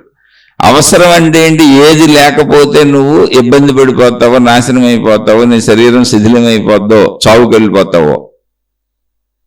కొన్ని ఇమీడియట్గా చంపేస్తే, కొన్ని స్లోగా చంపుతాయి, అనారోగ్యాలు పాలవుతావో. అలాంటివన్నీ అవసరాలు. అవన్నిటికీ నీకు కావాలి, ధనం కావాలి, సంపాదించుకో. కానీ ఇప్పుడు ఫ్యాన్ అసలు అక్కర్లా, సృష్టిలో దేనికి అక్కర్లా, మనిషికి కూడా అక్కర్లా. అలా నేనేదో ఉపన్యాసం చెబుతానికి వివరణకే చెప్పాను తప్ప ఏమండో నాకు ఫ్యాన్ అలవాటు, ఏసీ అలవాటు. నేనేం ఉత్తమోత్తముడిని కాదండి, వివరణ చెప్పాను అంతే. వివరణ ఎవరైనా తెలుసుకోవాలిగా, నేను కూడా తెలుసుకున్న వివరణ అంతే. అది ఇప్పుడు మిమ్మల్ని ఫ్యాన్లు మానేయమంటలా, నేను ఏసీలు మానేయమంటలా. నేను విషయం చెబుతున్నా, అవసరం ఏంటి, కోరిక ఏంటి అని. ఫ్యాన్ అనేది మనిషి సృష్టించుకున్న లగ్జరీ. ఇప్పుడు 24 hours అందరూ ఫ్యాన్లకు అలవాటు పడిపోయారు. ఇంకా చాలామంది ఏసీలకు అలవాటు పడిపోయారు. అనేక మంది ఏసీలకు అలవాటు పడిపోయారు. ఇంకా అక్కడి నుంచి ఎవరి స్థాయి వాళ్ళది. ఇళ్ళు ఎంత స్థాయిలో కట్టుకుంటావు, కార్లు, వాహనాలు, బళ్ళు, రకరకాల వాటికి అలవాటు పడిపోతున్నాం. కానీ అవి లేకపోయినా ఉండొచ్చు. అవి లగ్జరీస్. కోరికలు అంటే అవి. కోరికలు అంటే అవి. అవసరాలంటే ఏంటి? కనీస బతుకుకి అవసరాలు. మరి పంచేంద్రియాలకు పంచేంద్రియ సుఖాలు మినిమం అవసరాలు. అవి చక్కగా మినిమం అవసరాలు తీర్చుకొని హాయిగా జీవించవచ్చు. అలా ఏర్పాటు చేయబడింది ధర్మబద్ధమైనటువంటి జీవిత కుటుంబ వ్యవస్థ. చక్కగా శారీరక కోరికలు ఉన్నాయి, బలవంతంగా అన్నాళ్ళు ఉంచుకుంటావు, 100 ఏళ్ళు బతుకుతావు. ఇక్కడ ఎందుకు? చక్కగా స్త్రీ పురుషులు ఉన్నారు, వివాహం చేసుకున్నాయా, ధర్మంగా బతకండి, మీరు కన్నపిల్లలను ధర్మంగా పెంచుకోండి. అంత ధర్మత. ధర్మము అని ఎక్కడ చెప్పబడింది, అదంతా అవసరంలోకి వస్తుంది. దాన్ని నువ్వు ఎప్పుడు పెంచుకుంటూ వెళ్ళి లగ్జరీ చేసుకుంటావు, కోరిక అవుతుంది. అందుకని అవసరము కోరిక ఎవరిని స్థితిని పెట్టాడు చూసుకోవాలి. ఇప్పుడు నాకు ఆల్రెడీ నాకున్న సంపాదనకి, నాకున్న ఆదాయ వనరులకి, నేను ఆల్రెడీ పుట్టి పెరుగుతున్న పరిస్థితుల్లో నాకు ఏసీ కామన్ అనుకోండి. ఏసీ మామూలుగా అసలు నాకు కామన్, దానికోసం నేనేం పెద్ద ఇబ్బంది పడక్కర్లేదు, శ్రమ పడిపోక్కర్లేదు అనుకోండి. అప్పుడు అది నేను తీసేయాల్సిన అవసరం లేదు. అది కోరిక కాదు, నాకు జనరల్ అయిపోయింది. అంటే అంత స్థితికి నేను ఆల్రెడీ ఉన్నాను అనుకోండి, పుట్టుకతోనే. కాదు, ఇప్పుడు దాన్ని ప్రయత్నించుకుంటున్నాను అనుకోండి, కోరిక అవుద్ది. అక్కడి నుంచి ఇంకా పైకి వెళ్తున్నాను అనుకోండి, కోరిక అవుద్ది. అందుకని ఎవరి స్థాయిలో వాళ్ళు తెలుసుకోవాలి అంతే. ఇక్కడ ఎవరి సహజత్వాలు ఏంటని, ఇలా ఎవరి సహజత్వ స్థితిని వాళ్ళు తెలుసుకోవాలి. అవసరము కోరికలు. సరే, ఇది అవసరము కోరికలు అసలు విషయం వేరు. ఇప్పుడు మన సోదరుడు అడిగిన దాని వైపు వెళ్దాం. అసలు ఇలా మన లోపల ప్రవేశించినటువంటి, అంటే మన నేనులో మనం వేసుకున్నటువంటి చిన్నదనం నుంచి చక్కగా పసిబిడ్డగా పుట్టినప్పుడు ఎంటీగా, ఖాళీగా, హాయిగా ఉన్నటువంటి పసిబిడ్డగా ఉన్నటువంటి జీవితంలో, తెల్ల కాగితంలా ఉన్నటువంటి హృదయంలో మనం తయారు చేసుకున్న మనసు అనేటువంటి ఏదుందో అది మనలో కలవలేదు, నేనులో కలవలేదు, విడిగా ఉండిపోతుంది. మనం నేను నాకు అవసరమని లోపల వేసుకుంటున్న అన్నీ కూడా మనసుగా మారిపోయి విడిగా ఉండిపోతుంది. మనసు అంటే ఒకటి, మొత్తం లోపల ఆలోచనల సమూహం, భావాల సమూహం, జ్ఞాపకాల సమూహం అంతా కలిపితే మనసు. విడిగా అయితే ఆలోచనలు, జ్ఞాపకాలు, భావాలు, భావోద్వేగాలు. అది ఇందాకే చెప్పుకున్నాం, ఒక మనిషికి రోజుకి 60,000 నుంచి 1,20,000 వరకు వస్తూనే ఉంటాయని ఒక రోజుకి. అంటే ఎన్ని ఉన్నాయో చూడండి లోపల. ఇవన్నీ అనిపించటము. ఈ అనిపించటము పేరు సంకల్పములు. ఈ అనిపించిన వాటిని విచక్షణ జ్ఞానంతో మళ్ళీ మనలో బుద్ధి అనేది ఒకటి ఉంది. ఇప్పుడు 60,000 నుంచి 1,20,000 ఆలోచనలు వస్తే అన్ని చేయగలమా మనం? అందులో అసలు ఎన్ని చేయటం కుదురుతుంది, ఎన్ని సామాన్యమైన ఊరిని మన గురించి మనకు గుర్తు రావటం కూడా ఒక ఆలోచనే. అందులో కొన్ని చేస్తాం, కొన్ని చేయలేం. అలా ఎప్పుడూ జరుగుతూనే ఉంటుంది. అంటే ఇక్కడ ఈ అనిపించటం పేరు సంకల్పము. అది అసలు విషయం. ఆ సంకల్పం అనేది పుస్తక భాష, మన పెద్దలు ఏర్పాటు చేసినటువంటి చదువుకున్న భాష. వాడుక భాష అనిపించటం, లోపల అనిపించటం, ఇది తిందాం అనిపించడం, తాగుదాం అనిపించడం, చూద్దాం అనిపించడం, నేను అనిపించడం, నేను ఫలానా అనిపించడం, నా వాళ్ళు అనిపించడం, ఇలా అనిపించడం అంతా సంకల్పములు. అయితే అనుకోవటము అని కూడా ఒకటి ఉంటుంది. అంటే అనిపించటం కాకుండా మనం అనుకోవచ్చు కూడా. అంటే అనిపించాలి అంటే ఆల్రెడీ అవి తెలిసినవి అయ్యి ఉండాలి. అనుకోవటము కొత్తగా తెలుసుకొని, ఇప్పుడు కొత్త కారు చూసాం, అప్పుడు వరకు చూడలేదు, ఈ కొత్త కారు కొందాం అనుకోవచ్చు. ఓ కొత్త స్త్రీని చూసాం, ఎవరినో మనకు తెలియదు, అబ్బా సూపర్గా ఉంది, ఇటువంటి స్త్రీని వివాహం చేసుకుంటే, అప్పుడు అనుకోవటం అది. పురుషుడు సూపర్గా ఉన్నాడు, ఇటువంటి పురుషుడిని వివాహం చేసుకుంటే, అంటే అది అప్పుడు అనుకోవటం. లేదా ఇటువంటి పెన్ను కొనుక్కుందాం, ఇటువంటి వస్తువు కొనుక్కుందాం, అంటే తెలియని వాటిని మనం కావాలనుకుంటే మళ్ళీ ఇప్పుడు అది అనుకోవటం. అనిపించడం అనేది ఎప్పుడూ తెలిసిన వాటిలోంచి వస్తుంది. అంటే ఇంతకుముందు ఆల్రెడీ మనసులో ఉన్నటువంటి ఆ సమూహంలోంచే అనిపించటం ఉంటుంది. అనుకోవటం అనేది ఇప్పుడు ప్రయత్నపూర్వకంగా జరుగుతూ ఉంటుంది. కొత్త వాటిని అనుకుంటాం, మళ్ళీ మనసులోకి తీసుకెళ్తాం శరీరం ద్వారా. అలా నిత్యము మనం నన్ను నేను బలపరుచుకున్నాను అనుకుంటూ మనసును బలపరుస్తున్నాం.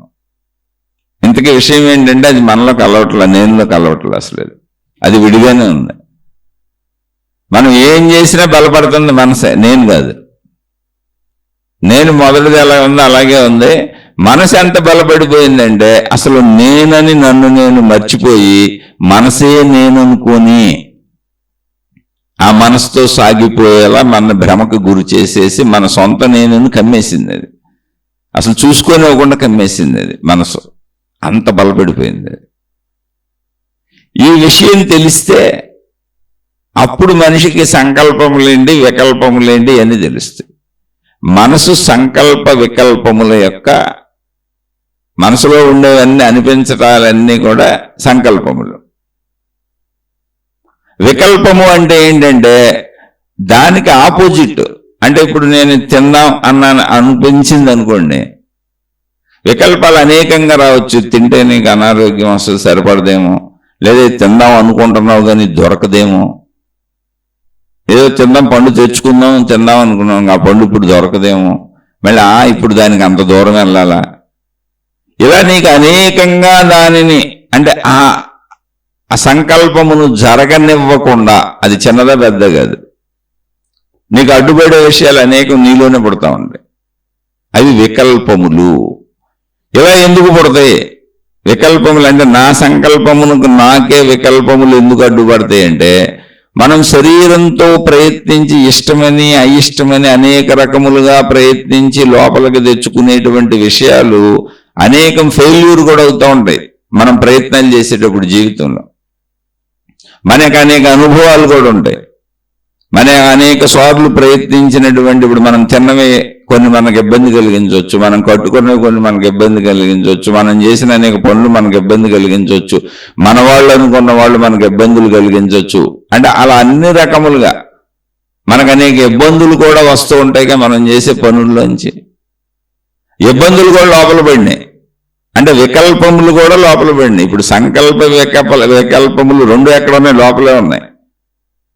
మనం అనుభవించి తెచ్చుకున్నవి లోపలే ఉన్నాయి, అనుభవించేటువంటి ప్రయత్నంలో పడిన ఇబ్బందులు లోపలే ఉన్నాయి, దానికి ఎన్ని రకాల అడ్డంకులు వస్తాయో లోపలే ఉన్నాయి, వాటి వలన ఎన్ని ఇబ్బందులు వస్తాయో లోపలే ఉన్నాయి, మొత్తం అన్ని లోపలే ఉన్నాయి. అందుకని సంకల్పం రాగానే తత్సంబంధిత వికల్పం కూడా వస్తూ ఉంటుంది. ఏదైనా చేద్దాం అనుకోగానే అవుతుందో అవదో, ఏమక్కడ ఊరుకునే ఏదన్నా ఊరు వెళ్దాం బస్సు ఎక్కుదాం అనుకో, మనం వెళ్ళేటానికి బస్సు వెళ్ళిపోద్దామో, అసలు టికెట్లు ఉన్నాయో లేవో, ట్రైన్కి టికెట్లు దొరుకుతాయో లేవో, అసలు నేను అనుకున్నది అవుతుందో అవదో, వికల్పం వెంటనే వస్తూ ఉంటుంది. ఎందుకనంటే సంకల్ప వికల్పములతో కూడే ప్రయత్నములన్నీ జరిగినాయి. ప్రయత్నముల్లో ఫెయిల్యూర్స్ కూడా ఉన్నాయి, అవి కూడా లోపలికి వెళ్ళిపోయినాయి. అంటే మనసు అనేది సంకల్ప వికల్పముల జ్ఞాపకాల పుట్ట. జ్ఞాపకాల్లో సంకల్పములు అంటే అనిపించేవి ఉన్నాయి, జరిగినవి ఉన్నాయి, అవి జరగటానికి పడిన ఇబ్బందులు ఉన్నాయి. ఆ ఇబ్బందుల నుంచి మళ్ళీ నేను వాటిని ఎలాగోలా సాల్వ్ చేసుకొని నేను పొందినవి ఉన్నాయి, పొందలేకపోయినవి ఉన్నాయి. ఇలా లోపల ఉన్నవన్నీ సంకల్పములు వికల్పములు 2 రకాలు ఉన్నాయి. ఈ 2 రకాలలో సంకల్పములు అంటే మొదట అనిపించటం, ఏదో ఒకటి అనిపించటం, ఇది తినాలో తాగాలో చెయ్యాలో ఏదో ఒకటి అనిపించటం. వెంటనే అనిపించిన దానికి వ్యతిరేకమైనటువంటి ఆలోచన రావటం వికల్పము. సంకల్పమునకు అనుకూలమైన ఆలోచన వస్తుందనుకోండి, అవన్నీ సంకల్పాన్ని బలపరిచేవే సంకల్పములు. సంకల్పమునకు వ్యతిరేకమైన ఆలోచన వస్తుందనుకోండి, అవన్నీ వికల్పములు. మనలోనే 2 కలిసి ఉంటాయి, 2 గుద్దుకుంటా ఉంటాయి ప్రతి మనిషిలో, సంకల్ప వికల్పములు. అదే మన జీవితం. ఈ సంకల్ప వికల్పములలో మళ్ళీ సంకల్పములు అంటే ఇందాక చెప్పుకున్నాం, ఏమని చెప్పుకున్నాం? పాతవన్నీ సంకల్పములు, వాటంతట అవి వచ్చే ఆలోచనలు, గుర్తుకొచ్చేవి, జ్ఞాపకం వచ్చేవి, వాటంతట అవి లోపల పుట్టే ఆలోచనలన్నీ పాతవి, తెలిసినవి. కొత్తగా మళ్ళీ మనం చూసి అనుభవించి పొందేవి, కావాలి అని ప్రయత్నించేవన్నీ కూడా ఇప్పుడు మనం సంకల్పం ప్రస్తుతం కొత్తగా చేసుకుంటున్న సంకల్పములు అవి. ఇప్పుడు కొత్త సంకల్పం అది. దానంతట అది అనిపించే సంకల్పములు పాతవి, ఇప్పుడు కొత్త సంకల్పములు. కొత్త సంకల్పములకి వికల్పములు వస్తాయి. ఎందుకంటే వికల్పములు అనేవి మనకు అలవాటు, జరుగుతుందో జరగదో, అవుతుందో అవదో. ఎందుకని అనేక ఫెయిల్యూర్స్ కూడా మనకు అనుభవమే కనుక అవి కూడా లోపల ఉన్నాయి కనుక. మొత్తంగా మన జీవితము సంకల్ప వికల్పములతో నడుస్తూ ఉంటుంది. సంకల్ప వికల్పములు లేని స్థితి అసలు మనిషికి ఉంటుందా జీవితంలో అంటే నిద్రాస్థితిలో అవి ఉండవు. మెలకువ అంటేనే మనసు మెలకువ. మనసు మేలుకున్నది అంటే మనసు నిండా ఉన్నవి సంకల్ప వికల్పములవే, ఆలోచనలు, జ్ఞాపకములు, భయములు, బాధలు, ఏదైనా కానివ్వండి, మొత్తం భావోద్వేగములు. ఇది అసలు మన శరీర నిర్మాణం ఇలా ఉంది, సంకల్ప వికల్పములతోనే ఉంది. అయితే ఇవన్నీ పేర్లు, సంకల్పము వికల్పము అని. సంకల్పములు మీరు ఎలా నెరవేర్చుకోవచ్చు, వీటి మీద వెళ్ళి బోల్డ్ పుస్తకాలు ఉంటాయి. వికల్పములను మీరు ఎలా ఆపుకోవచ్చు, వీటి మీద బోల్డ్ పుస్తకాలు ఉంటాయి. ఇంకా అది ఎవరిష్టం వాళ్ళది. కానీ అసలు మనిషి సంకల్ప వికల్పములు లేకుండా ఉండటం కుదరదు. ఎందుకని అంటే సంకల్ప వికల్పములలో ఒక పని చేయాలనిపించింది అనుకోండి, అసలు వికల్పం అనేది ఏం చెబుతూ ఉంటుంది అంటే ఆ పనికి వచ్చే అడ్డంకుల్ని చెబుతూ ఉంటుంది. అది కొంత అవసరమే. అలానే అన్ని వికల్పములు నెగిటివ్ థింకింగ్ అయిపోద్ది. కానీ వికల్పములు లేకపోతే ఆ పనిని సరిగ్గా చేయటం అనే దాంట్లో కూడా సాధన సరిగ్గా జరగకపోవచ్చు. ఇన్ని అడ్డంకులు వచ్చే అవకాశం ఉందని చెప్పడం కూడా వికల్పమే. ఒక పని సాఫల్యతను పొందాలంటే దానికి వచ్చే అడ్డంకులన్నీ కూడా మనకు తెలియాలి, అది చెప్పుద్ది లోపల. అది కొంతవరకు అవసరమే పనిని సాధించడానికి. కానీ అసలు ఏ పని చేయకుండా వచ్చిన ప్రతి పనిని సంకల్ప రూపంలోనే అలా ఉంచుకొని వికల్పాన్ని బలంగా పెట్టుకునే వాళ్ళు నెగిటివ్ థింకింగ్ అంటారు. నెగిటివ్ థింకింగ్ అంటే వీళ్ళు ఎప్పుడూ వ్యతిరేక ఆలోచనలే చేస్తారు, ఆ పని పూర్తి చేయరు. నా వల్ల అవదనుకుంటారు, ఎవరికైనా అవదని చెబుతూ ఉంటారు. వాళ్ళు నెగిటివ్ మనుషులు, ఎక్కువ నెగిటివ్లోనే ఉంటారు వాళ్ళు. ఇది నెగిటివిటీ అంటే వికల్పతత్వం వాళ్ళది. కొంతమంది ఎప్పుడు తను అనుకున్నది అయిపోవాలి, అయిపోతుందని ఊహాత్మకంగా పోతూ ఉంటారు, పనిచేయరు. పాజిటివిటీని పెంచుకోమని చెబుతూ ఉంటారు. పాజిటివ్ థింకింగ్ మీద వాళ్ళు పుస్తకాలు కూడా వచ్చినాయి. నేను ఏది విషయం తప్పు రైట్ అంటే విశ్లేషణ చెబుతున్నానంటే, పాజిటివ్ థింకింగ్ అంటే ఏంటి, అన్నీ బాగుంటాయి, అంతా బాగుంటుంది అని అనేసుకుంటే అయిపోద్ది. అది అవదుగా. పాజిటివ్ థింకింగ్ అనేది అవసరమే. నేను ఆ పనిని చెయ్యాలి, చేయగల సమర్థతను పెంచుకోవాలి, ఆ పనిని ఎలా చేయాలి, ఏంటి, దాని గురించి వివరాలు తెలుసుకోవటం, ప్రయత్నించడం, పనిని సాధించే ప్రయత్నానికి అవసరమైనటువంటి పాజిటివిటీ అవసరమే. కానీ ఖచ్చితంగా అది అవ్వచ్చు అవ్వకపోవచ్చు అనే నెగిటివిటీ ఎప్పుడు ఉంటుంది అక్కడ. కానీ నెగిటివిటీని భూతత్వంలో చూడక్కర్లేదు, పాజిటివిటీని పెంచేసుకొని పని చేయలేదు అనుకోండి, ఇప్పుడు చాలా మంది అదే అద్భుత ప్రక్రియలు చెబుతున్నారు. విజువలైజేషన్, సోషల్ మీడియా వచ్చేసింది కదా, ఎవరికాళ్ళు చెప్పేస్తున్నారు. కూర్చొని విజువలైజ్ చేసేసుకో, అయిపోయినట్టుగా జరిగిపోయినట్టుగా భావించేసుకో, ఊహించేసుకో. నువ్వు ఊహించుకున్నవన్నీ జరిగిపోతాయి. లా ఆఫ్ అట్రాక్షన్ అదొకటి వచ్చింది. ఇప్పుడు పదే పదే పదే దాన్ని అనుకొని అట్రాక్ట్ చేస్తూ ఉండదు, అయిపోద్ది. ప్రపంచంలో ఎవరు ఎన్ని రకాలుగా చెప్పినా మానవ శరీరానికి ఉన్నది ఏంటంటే నువ్వు ప్రయత్నించిందే నువ్వు పొందగలుగుతావు. దానికి నేను ప్రయత్నించాలి అని నువ్వు ఊహించుకునే విజువలైజేషన్ కానీ లా ఆఫ్ అట్రాక్షన్ పదే పదే అనుకోవటం కానీ కొంత సహకరిస్తే ఏమో నాకు తెలియదు, కానీ అవేది అసహజంగా మహిమలైతే క్రియేట్ చేయు. ఇప్పుడు ఇవన్నీ ఎవరు చెబుతారు తెలుసా? ఇవన్నీ బాగా జీవితంలో సక్సెస్ అయిపోయి పెద్ద స్థాయిలో ఉన్నోళ్లే చెబుతూ ఉంటారు, చూడండి మీరు. లేదా ఇవన్నీ చెప్పి డబ్బులు తీసుకునే స్పీకర్స్ ఉంటారు, మోటివేషనల్ స్పీకర్స్. వాళ్ళు డబ్బుల కోసం మోటివేట్ చేస్తున్నారు, మన అది వృత్తిగా పెట్టుకున్నారు. అదే వృత్తిగా పెట్టుకున్న వాళ్ళన్నా చెబుతారు, లేదా బాగా ఎదిగిపోయిన వాళ్ళు చెబుతారు. ఇప్పుడు బాగా ఎదిగిపోయిన వాళ్ళు ఎంతమంది ఉంటారండి? 850 కోట్ల ప్రపంచ జనాభాలో బాగా ఎదిగిపోయిన వాళ్ళు ఒక 50 కోట్ల మంది అన్న ఉంటారండి. చాలా కష్టం. బాగా ఎదిగిపోయిన వాళ్ళు అపర కుబేరులు ఒక 10 లక్షలు 20 లక్షల మంది ఉంటారేమో ప్రపంచవ్యాప్తంగా. 850 కోట్ల మందిలో వీళ్ళు అక్కడక్కడ పదే పదే వలన అనుకోవటం వలన అయిపోయింది, మేము ఎంతో కష్టపడ్డాం, ఇవన్నీ చెబుతారు. ఓకే, కష్టపడకుండా అసలు ఏది అవ్వదు అంత స్థాయికి వెళ్ళటం. కానీ అందరూ నెంబర్ 1 ఎలా అవుతారండి?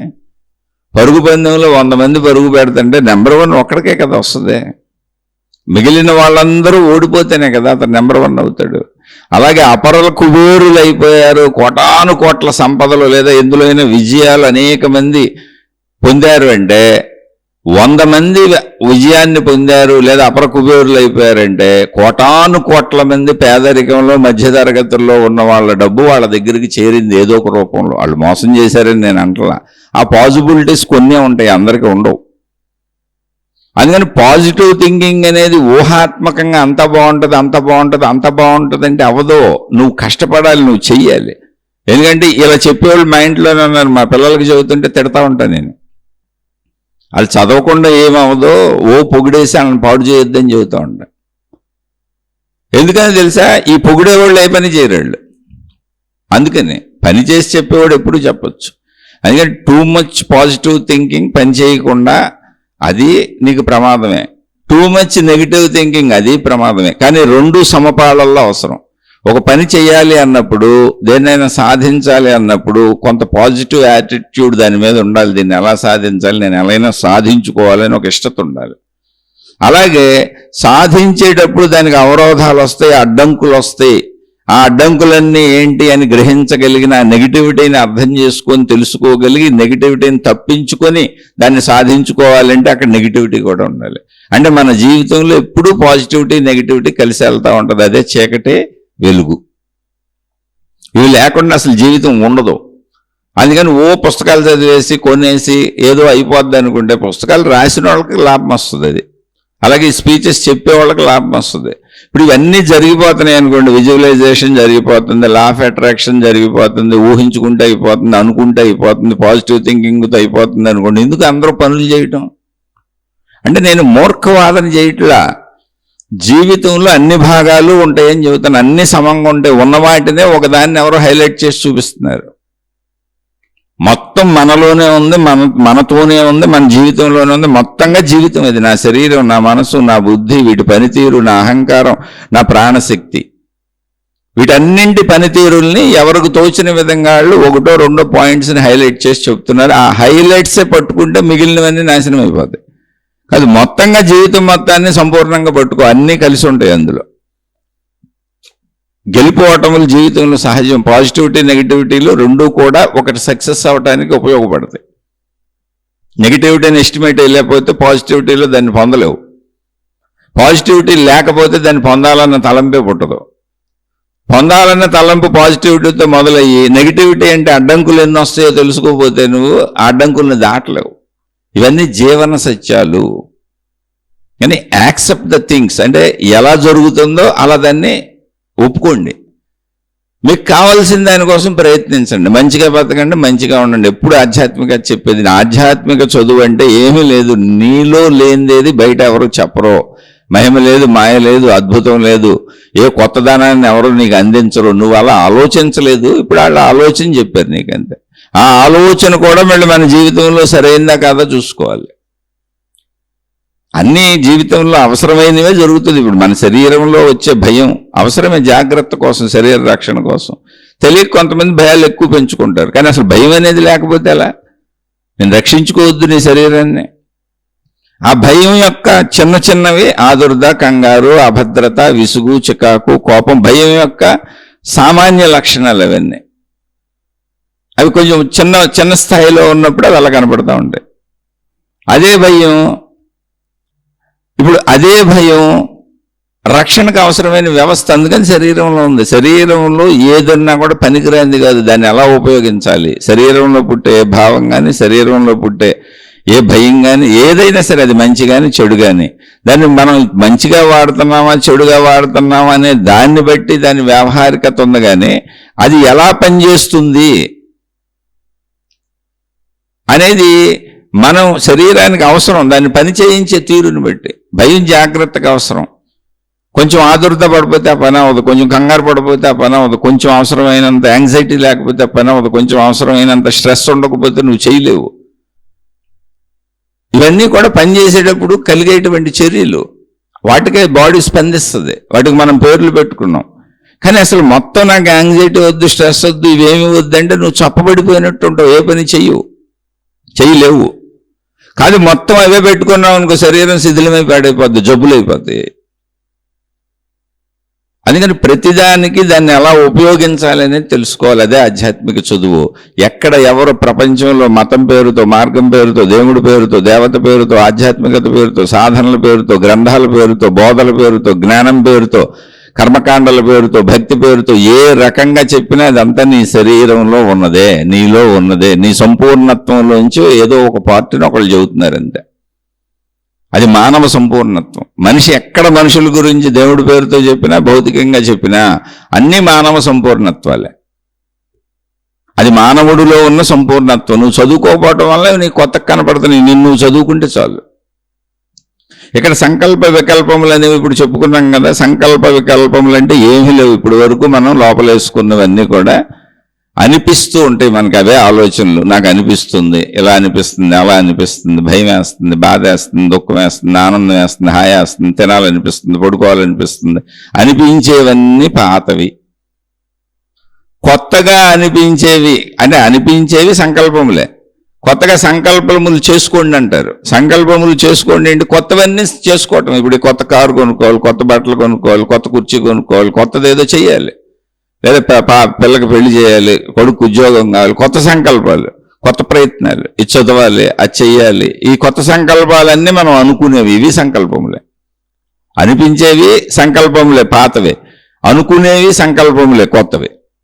ఈ రెండింటికి వికల్పములు ఉంటాయి. ఎందుకంటే వికల్పములు అనేవి మనం పుట్టిన దగ్గర నుంచి ఇప్పటి వరకు మనం చేసే అన్ని ప్రయత్నములలో ఫెయిల్యూర్స్ అన్ని వికల్పములు. అడ్డంకులు వస్తానే ఉంటాయి, వాటిని దాటుకు వెళ్తూ ఉంటాం. అనేక అడ్డంకులను దాటుకొని వెళ్తూ ఉంటాం. అలా అడ్డంకులన్నీ వికల్పములు. కాబట్టి సంకల్ప వికల్పములు జీవితము. ఇది లేని స్థితి ఏంటి? నిద్రాస్థితి ఒకటే.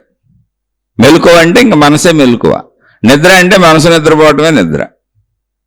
మనసు మూమెంటే శరీరానికి జరుగుతూ ఉంటుంది. మనసు మేలుకొని ఉన్నంతసేపు శరీరం ఇంకా మనం ఎంత అనుకున్నది మేలుకొని ఉన్నట్టే స్వప్నావస్థలో తిరుగుతుంది. అప్పుడు కూడా భయపడతాం, బాధపడతాం, దుఃఖపడతాం, కష్టపడతాం. శరీరం ఉద్వేగానికి లోనైపోద్ది. భావోద్వేగాలు అన్ని శరీరంలో కలుగుతూ ఉంటాయి. చాలామంది హార్ట్ అటాక్లు ఇచ్చి నిద్రలో చచ్చిపోతూ ఉంటారు. ఒకసారి మా స్నేహితుడు ఒక ఆయన చెప్పాడు, భయంకరమైన కళ వచ్చిందండి, అసలు చచ్చిపోతాను అనుకున్నాను, తట్టుకోలేకపోయింది, చెమటలు పెట్టేసి తీరా లెగిసి చూస్తే కళది. ఇప్పుడు అర్థమైంది, నిద్దట్లో గుండెపోట్లు వచ్చిపోయారు, నిద్దట్లోనే పోయారు అంటారు. ఇటువంటి కళలు వచ్చి పోతున్నారేమోనండి అన్నాడు. అలాంటి కలగాన్ని. అలా మనకు కూడా అనేక కళలు వస్తూ ఉంటాయి. అంటే ఏంటి? మనసు తిరుగుతుంటే శరీరం నిద్రపోతుందని అనుకున్నా కూడా బాధకు లోనవుతానే ఉంది. స్వప్నావస్థలో కూడా అది. స్వప్నావస్థలో కూడా సుఖ దుఃఖాలకు లోనవుతూనే ఉన్నాం మనం. శరీరం వాటిని పొందుతూనే ఉంది. తత్సంబంధిత ఆరోగ్యమో అనారోగ్యమో స్వప్నావస్థలో కూడా జరుగుతూ ఉంటుంది. కాబట్టి మనసు మూలము. మనసు ఎప్పుడు ఆగింది? గాఢ నిద్రలో ఆగింది. సంకల్ప వికల్పములు లేనటువంటి స్థితి అది. అయితే ఇప్పుడు నిర్వికల్పము అన్నారు. మన సోదరుడు అడిగిన దాంట్లో నిర్వికల్పము అంటే, నిర్వికల్పం అంటే ఏంటి అసలు? అంటే వికల్పము లేకపోవటం. వికల్పం ఎప్పుడు ఉంటుంది? సంకల్పం ఉంటే వికల్పం ఉంటుంది. సంకల్పం లేకపోతే అసలు వికల్పమే ఉండదుగా. సంకల్పము లేనప్పుడు వికల్పం ఉండే అవకాశం కూడా లేదు. సంకల్పం ఉంటేనే వికల్పం ఉంటుంది, లేకపోతే వికల్పం ఉండదు. సంకల్పం లేనప్పుడు వికల్పం ఉండే ఛాన్స్ కూడా లేదు. అందుకని నిర్వికల్పము అంటే ఏంటంటే సంకల్ప వికల్పములు లేని స్థితి. దీన్నే మనం రోజు ఆత్మజ్ఞానం ఆత్మశక్తి అని చెప్పుకుంటూనే ఉన్నాం. మెలకువలో సంకల్ప వికల్పములు లేకుండా జీవించటం కుదరదు, కర్మ చేయటం కుదరదు, అసలు కుదరదు. ధ్యానములో కొంతమంది ప్రాక్టీస్ చేస్తారు. ఇప్పుడు పతంజలి యోగ మార్గం ఉంది. ఈ యోగ మార్గాలన్నింటిలో కూడా పతంజలి యోగ మార్గాల్లో, అష్టాంగ యోగ మార్గాల్లో ఆయన చెప్పుకుంటా వచ్చిన దాంట్లో ఆఖరికి సమాధి స్థితి అని చెబుతారు. ఆ సమాధి స్థితుల్లో మళ్ళీ సవికల్ప సమాధి స్థితి, నిర్వికల్ప సమాధి స్థితి అని రకరకాల స్థితులని మహాత్ములు చెప్పుకుంటూ వచ్చారు. అయితే ఇప్పుడు మనం పుస్తక భాషలో ఎట్లా సహజ సామాన్యంగా అర్థమయ్యేటువంటి ఊరికనే జ్ఞానపరంగా కొంచెం చెప్పుకుంటున్నాం. కావలసిన వాళ్ళు మీరు ఎవరు, మీకు ఎలా కావాలో అలా లోతుగా వెళ్తారు, అది మీ ఇష్టం. కాకపోతే ఇది జ్ఞానపరంగా అర్థం అవడం అంతే. సమాధి అంటే ఏంటంటే సమ అవధి, సమభావన వచ్చేసింది అక్కడ. సమాధి అంటే ఏం తెలియకపోవటం కాదు, ఎటువంటి సంకల్ప వికల్పములు లేనటువంటి సమత్వ స్థితి ఉంది. ఒక సంకల్పం వచ్చింది అనుకోండి, ఏదో చేయాలని అక్కడ కదిలింది ఒకటి, ఆ కదిలిన దానికి ఇంకో వికల్పం వచ్చింది, ఇది ఎలా అవ్వచ్చు అవ్వకపోవచ్చు అని. ఇప్పుడు అక్కడ సమానత్వం లేదు, స్థిరత లేదు, నిశ్చలత్వం లేదు. అక్కడ ఎగిసిపడుతున్న ఆటుపోట్లు ఉన్నాయి. కాబట్టి అది సంకల్ప వికల్పముల మనసు. ఏ పని చేయాలన్నా మెలకువలో కర్మలు మనం ఏం చేస్తున్నా సంకల్ప వికల్పములు సాగుతూనే ఉంటాయి. అందుకని ధ్యానము ఇటువంటి వాటిల్లో, ఈ యోగ మార్గాలలో ఈ సమాధి స్థితులకి ప్రయత్నిస్తూ ఉంటారు. అది సహజంగా అంత బరువు పదాలు పుస్తక భాషలో వాడకుండా మామూలుగా మాట్లాడుతాను అంతే. మహాత్ములు అందరూ చెప్పింది ఆ పుస్తకాలన్నీ చదువుకొని చెబుతున్నా. నేను చదవకపోతే నాకు తెలియదుగా, కానీ వాడుక భాషా పదాలను వాడతాను. ఇంత బరువు పదాలంటే ఏదో బోల్డ్ ఉన్నాయేమో చేయాల్సినవి అనుకుంటారు.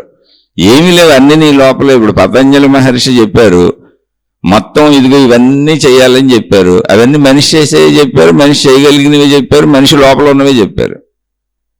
ప్రపంచంలో ఎక్కడ ఏ మతంలో ఎవరు చెప్పినా మనిషి లోపల ఉండి మనిషి చేయగలిగినవే చెబుతారు. మనిషి యొక్క సంపూర్ణత్వంలోంచి ఒక భాగాన్ని ఎన్నుకుంటున్నారు అంతే. దానికి ఒక పేరు ఉంది.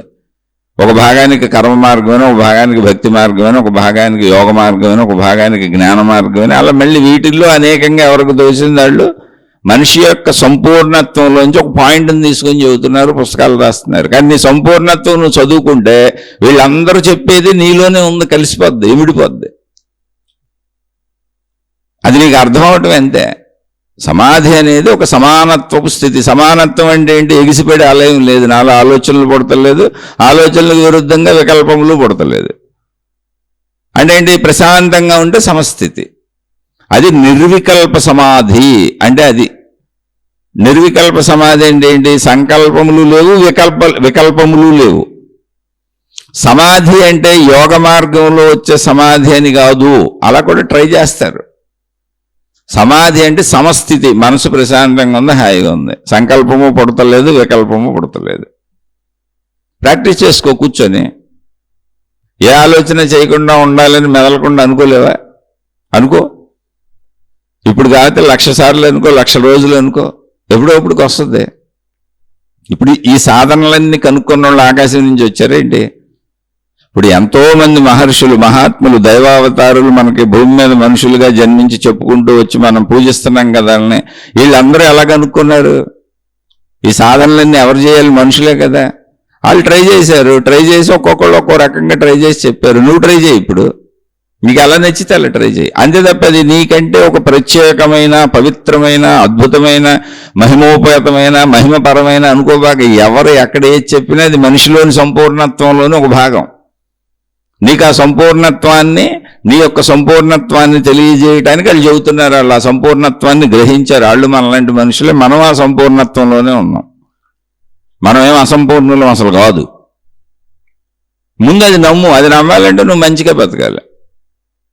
ఇప్పుడు మనం చెప్పుకునేది గ్రామరు. ఇది ఇంకో ప్రశ్న అంటే ఇప్పుడు రోజు వింటున్నారు సరదాగా సంకల్ప వికల్పములు అడిగారు, నిర్వికల్పం అంటే ఏంటి అడిగారు, ఆ వైపు నుంచి చెప్పమని అడిగారు నన్ను. అంతే.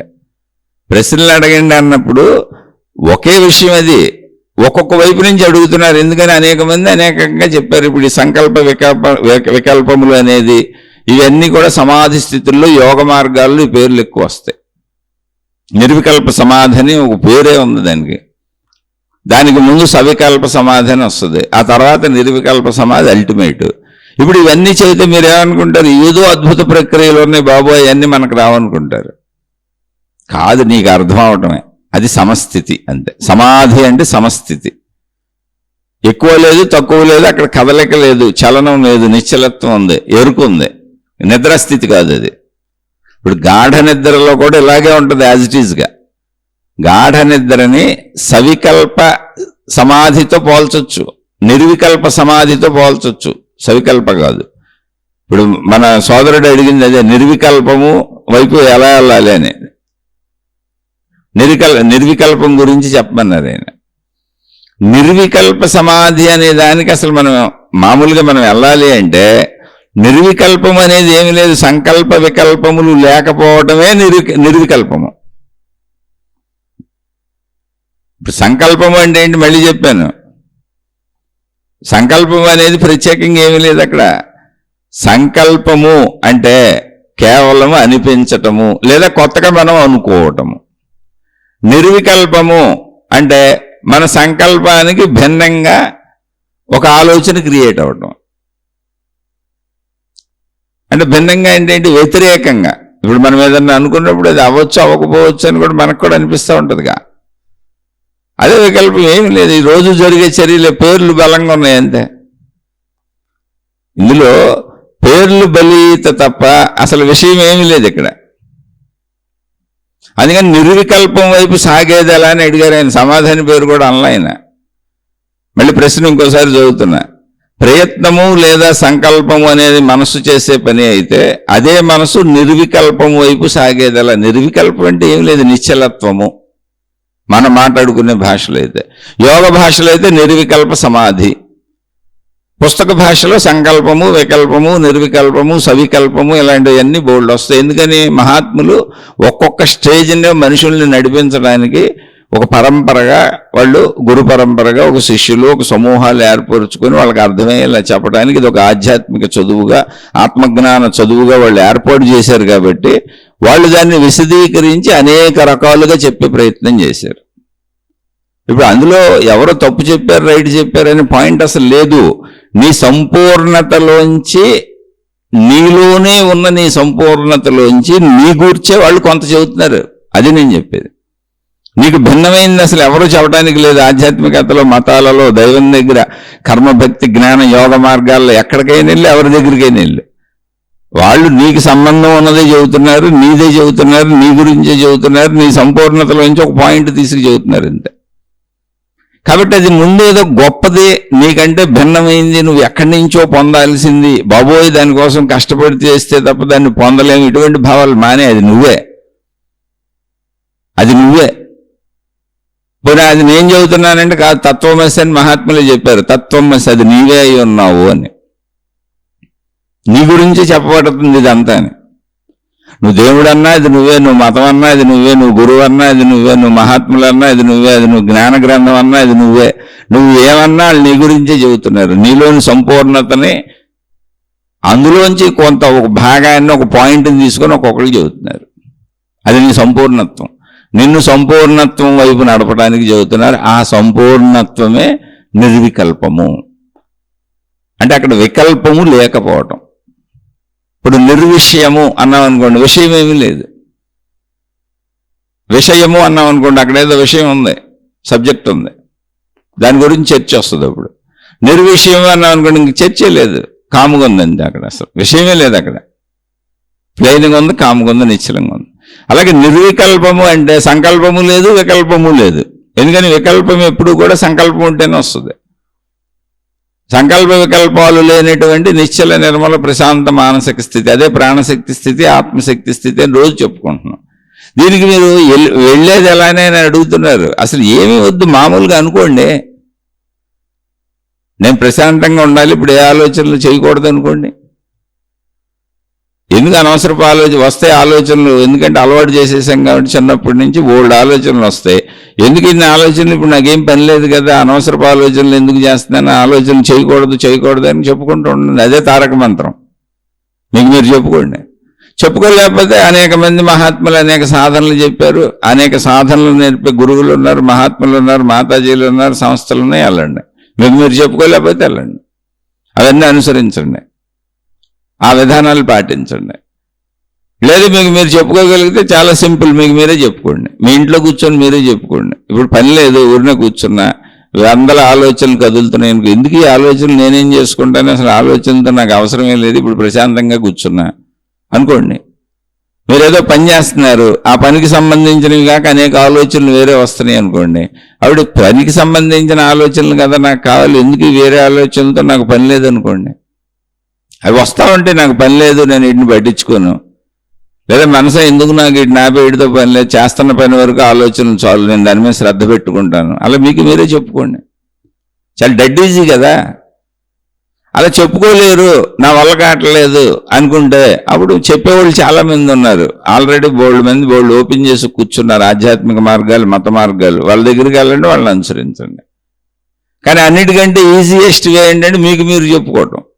ఎందుకంటే మీకు మీరు తెలుస్తారు, మీ ఆలోచనలు మీకు తెలిస్తే, ఆలోచనలో ఉన్నటువంటి తీవ్రత మీకు తెలుస్తుంది, అందులో ఉన్న మంచి తెలుస్తుంది, చెడు తెలుస్తుంది, ఏది ఉంచుకోవచ్చు, ఏది తీసేయచ్చు తెలుస్తుంది. అలా మీకు సమర్థత ఉంటే స్వయంగా చేసుకోండి.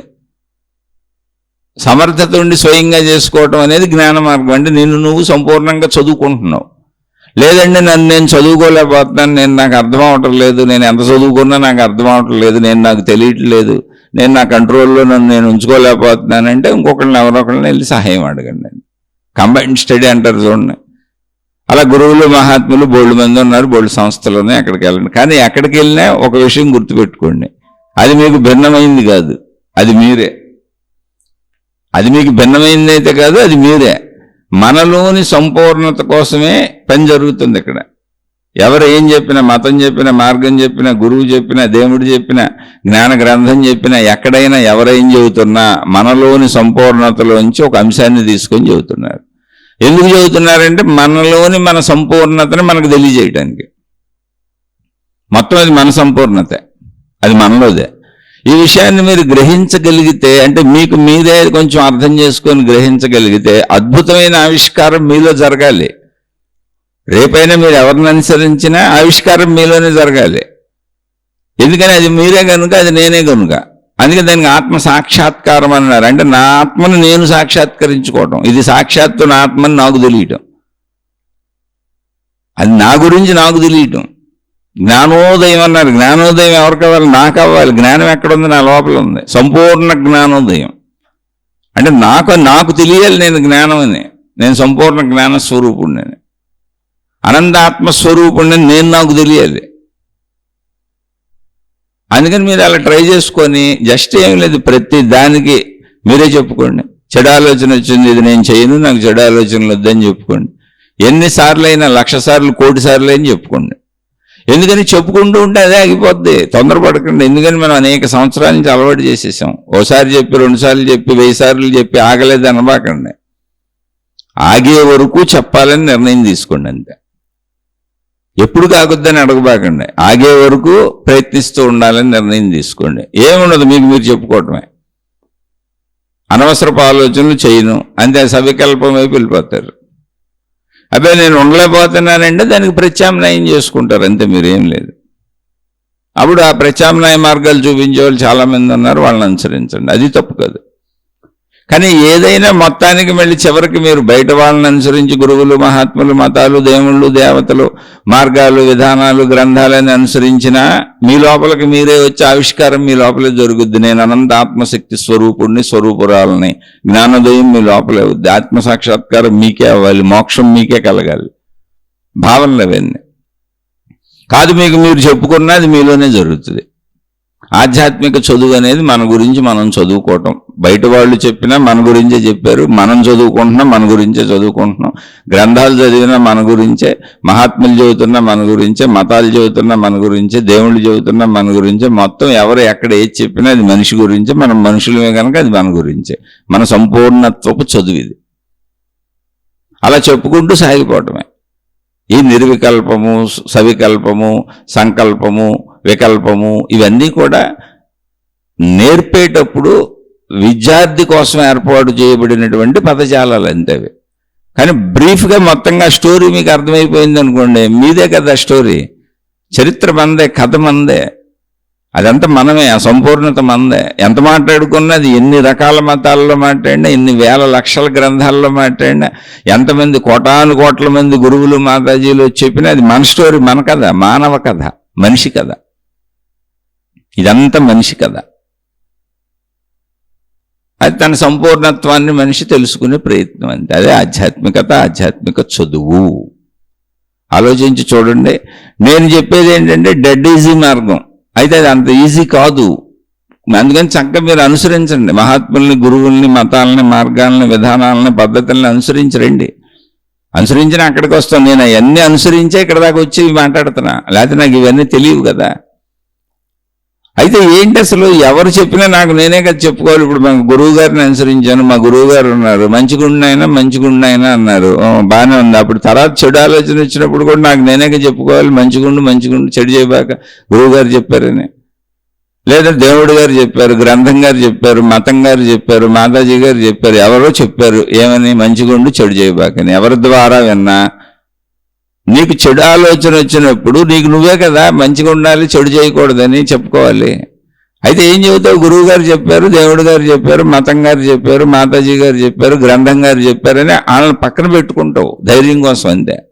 కానీ నీకు నువ్వే చెప్పుకోవాలి ఎప్పుడైనా నీకు నువ్వే.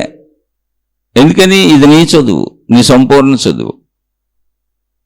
అది తెలుసుకున్న రోజున ఇది నా చదువు, ఇది నాకు సంబంధించింది అనుకున్న రోజున దానిని పొందటం అతి తేలికైపోద్ది. ఎందుకంటే నేనే అయి ఉన్నది, నాదే అయి ఉన్నది పొందటానికి ప్రాబ్లం ఏంటంటే ఎక్కడో ఉంటే పొందటం కష్టం. కానీ అందుకని దాన్ని ఎక్కడో ఉందని భావించుకోబోకండి. అది నువ్వే. తత్వమసి, తత్వం అసి, అది నేను చెబుతుంది కాదు, అది నీవే అయి ఉన్నావు అని మహాత్ములే చెప్పారు. కాబట్టి చక్కగా ఆ మార్గంలో పోదాం. ఇలా చక్కగా ఏదో చెప్పుకుంటా ఉంటే, వింటూ ఉంటే మనసులో మార్పులు ఆటోమేటిక్గా వచ్చేస్తుంటాయి. అలాగే తత్సంబంధిత మీరు ఏ మతాన్ని అనుసరిస్తారో, మీరు ఏ దేవుణ్ణి అనుసరిస్తారో, మీరు ఏ గురువులను అనుసరిస్తారో, మీరు ఏ మాతాజీలను అనుసరిస్తారో, మీరు ఏ గ్రంథాలను అనుసరిస్తారో, మీరు ఏ సాధనలు అనుసరిస్తారో, మీ ఆచార సాంప్రదాయాలు ఏంటి అవన్నీ పాటించుకోండి. వాటి ప్రకారం హాయిగా వెళ్ళండి. ఎవరి సాయమైనా తీసుకోండి. కానీ స్టోరీ జరిగేది మన లోపల ఏం చెబుతున్నా అంతే నేను చెప్పేది. నేను దేన్ని ఖండించట్లే, ఏవి వద్దని అసలు అంటలా. అవన్నీ అనుసరిస్తూ 35 ఏళ్ల ప్రయాణంలో ఇక్కడికి వచ్చాను నేను. అవన్నీ లేకపోతే నాకెడ తెలుస్తుంది? స్టార్టింగ్లో అసలు ఎవరికేమీ తెలియదుగా. కాబట్టి విషయాన్ని అర్థం చేసుకోండి. నీ గూర్చిన నీ సంపూర్ణ చదువు, నీ సంపూర్ణత్వం గూర్చిన చదువు, ఆధ్యాత్మిక చదువు, ఆత్మజ్ఞాన చదువు. దీనికి ప్రయత్నిద్దాం. మన సంపూర్ణత్వాన్ని మనం పొందుదాం. అదే సవికల్పము. సవికల్పము అనేది సమానత్వ మానసిక స్థితి. అందుకని సంకల్పం వచ్చినప్పుడు, వికల్పం వచ్చినప్పుడు, క్రియ చేసేటప్పుడు సంకల్ప వికల్పములు ఖచ్చితంగా కావాలి. క్రియ చేయొద్దు అనుకున్నప్పుడు, నేను ఏ క్రియ చేయను ఇప్పుడు అని మీరు నిర్ణయించి కూర్చున్నప్పుడు, సంకల్పములు వస్తే మనసుకు వద్దని చెప్పండి, వికల్పములు వస్తే మనసుకు వద్దని చెప్పండి. మనం వద్దని చెబితే ఆగిపోతాయా అండి అంటే, మరి వాటి కోసమే ఎన్ని సాధనలు తయారు చేశారు. వాటి ఉద్దేశం కూడా, ఎన్ని సాధనల ఉద్దేశం కూడా ఏంటి? ఆపటానికేగా. ఆపటం అనేది ఎప్పుడు భావరూపంగా. నువ్వు ఎన్ని సాధనలతో ఏం చేసినా, టోటల్గా ఎవరు చెప్పింది విన్నా, ఆపేది నీ లోపలే కదా. అందుకని నీ లోపల దానికి నువ్వే చెప్పుకో. ఎప్పటి వరకు? ఆగే వరకు చెప్పుకుంటూ ఉంటాం అంతే. లేదు ఎవరు చెప్పిన సాధన అయినా స్వీకరించి జీవితం చక్కగా చేసుకో, ఏముంది అందులో, ఏది తప్పు లేదు అసలు అంటున్నా. కానీ ఇది నీ గూర్చిన చదువు కాబట్టి మొత్తం నీ చేతిలోనే ఉందని చెప్పడం నా బాధ్యత, ఆధ్యాత్మిక చదువు. అందుకని ఆ విషయం చెబుతున్నాను అంతే. మిగిలిన వాటిని తీసేయమని నేను ఎప్పుడు చెప్పట్లేదు. నేను అన్నింటినీ పాటిస్తాను, నేను అన్నింటినీ పాటించుకుంటూనే ఇక్కడికి వచ్చాను. అసలు నేను వ్యతిరేకించేది వద్దనేది ఏం లేదు. చెడు ఉంటుంది, మోసం ఉంటుంది, జాగ్రత్తగా వెళ్ళండి అని చెబుతాను అంతే. ఆలోచించి చూడండి, మీకు అర్థం అవుతుంది అని భావిస్తున్నాను. అర్థం అవ్వకపోతే మళ్ళీ తప్పకుండా మళ్ళీ మీ సందేహాన్ని అడిగే ప్రయత్నం చేయండి, చెప్పుకునే ప్రయత్నం చేద్దాం. ఇవన్నీ కేవలం నా సొంత విశ్లేషణలు. అనేక మంది మహాత్ములు వాళ్ళు రచించిన గ్రంథాలు కానీ, అనేక మంది మహాత్ములు ప్రవచించిన ప్రవచనాలు కానీ అవన్నీ విని అందులో నాకు అర్థమైనది, నా స్వల్ప బుద్ధితో నాకు అర్థమైనటువంటి వాటిని మళ్ళీ నా స్వల్ప బుద్ధిలోంచే చెబుతున్నా. ఇందులో మంచి ఉంటే తీసుకోండి, చెడు ఉంటే వదిలేయండి. నేను అతి సామాన్యుణ్ణి. ఎవరికైనా ఇవి నచ్చకపోతే నన్ను క్షమించి వదిలివేసి మీ మార్గాల్లో మీరు హాయిగా సాగిపోండి. శుభమస్తు. మీకు, మీ కుటుంబ సభ్యులకు మేలు చేకూరుగాక. మరొక కొత్త శీర్షికతో కలుసుకుందాం.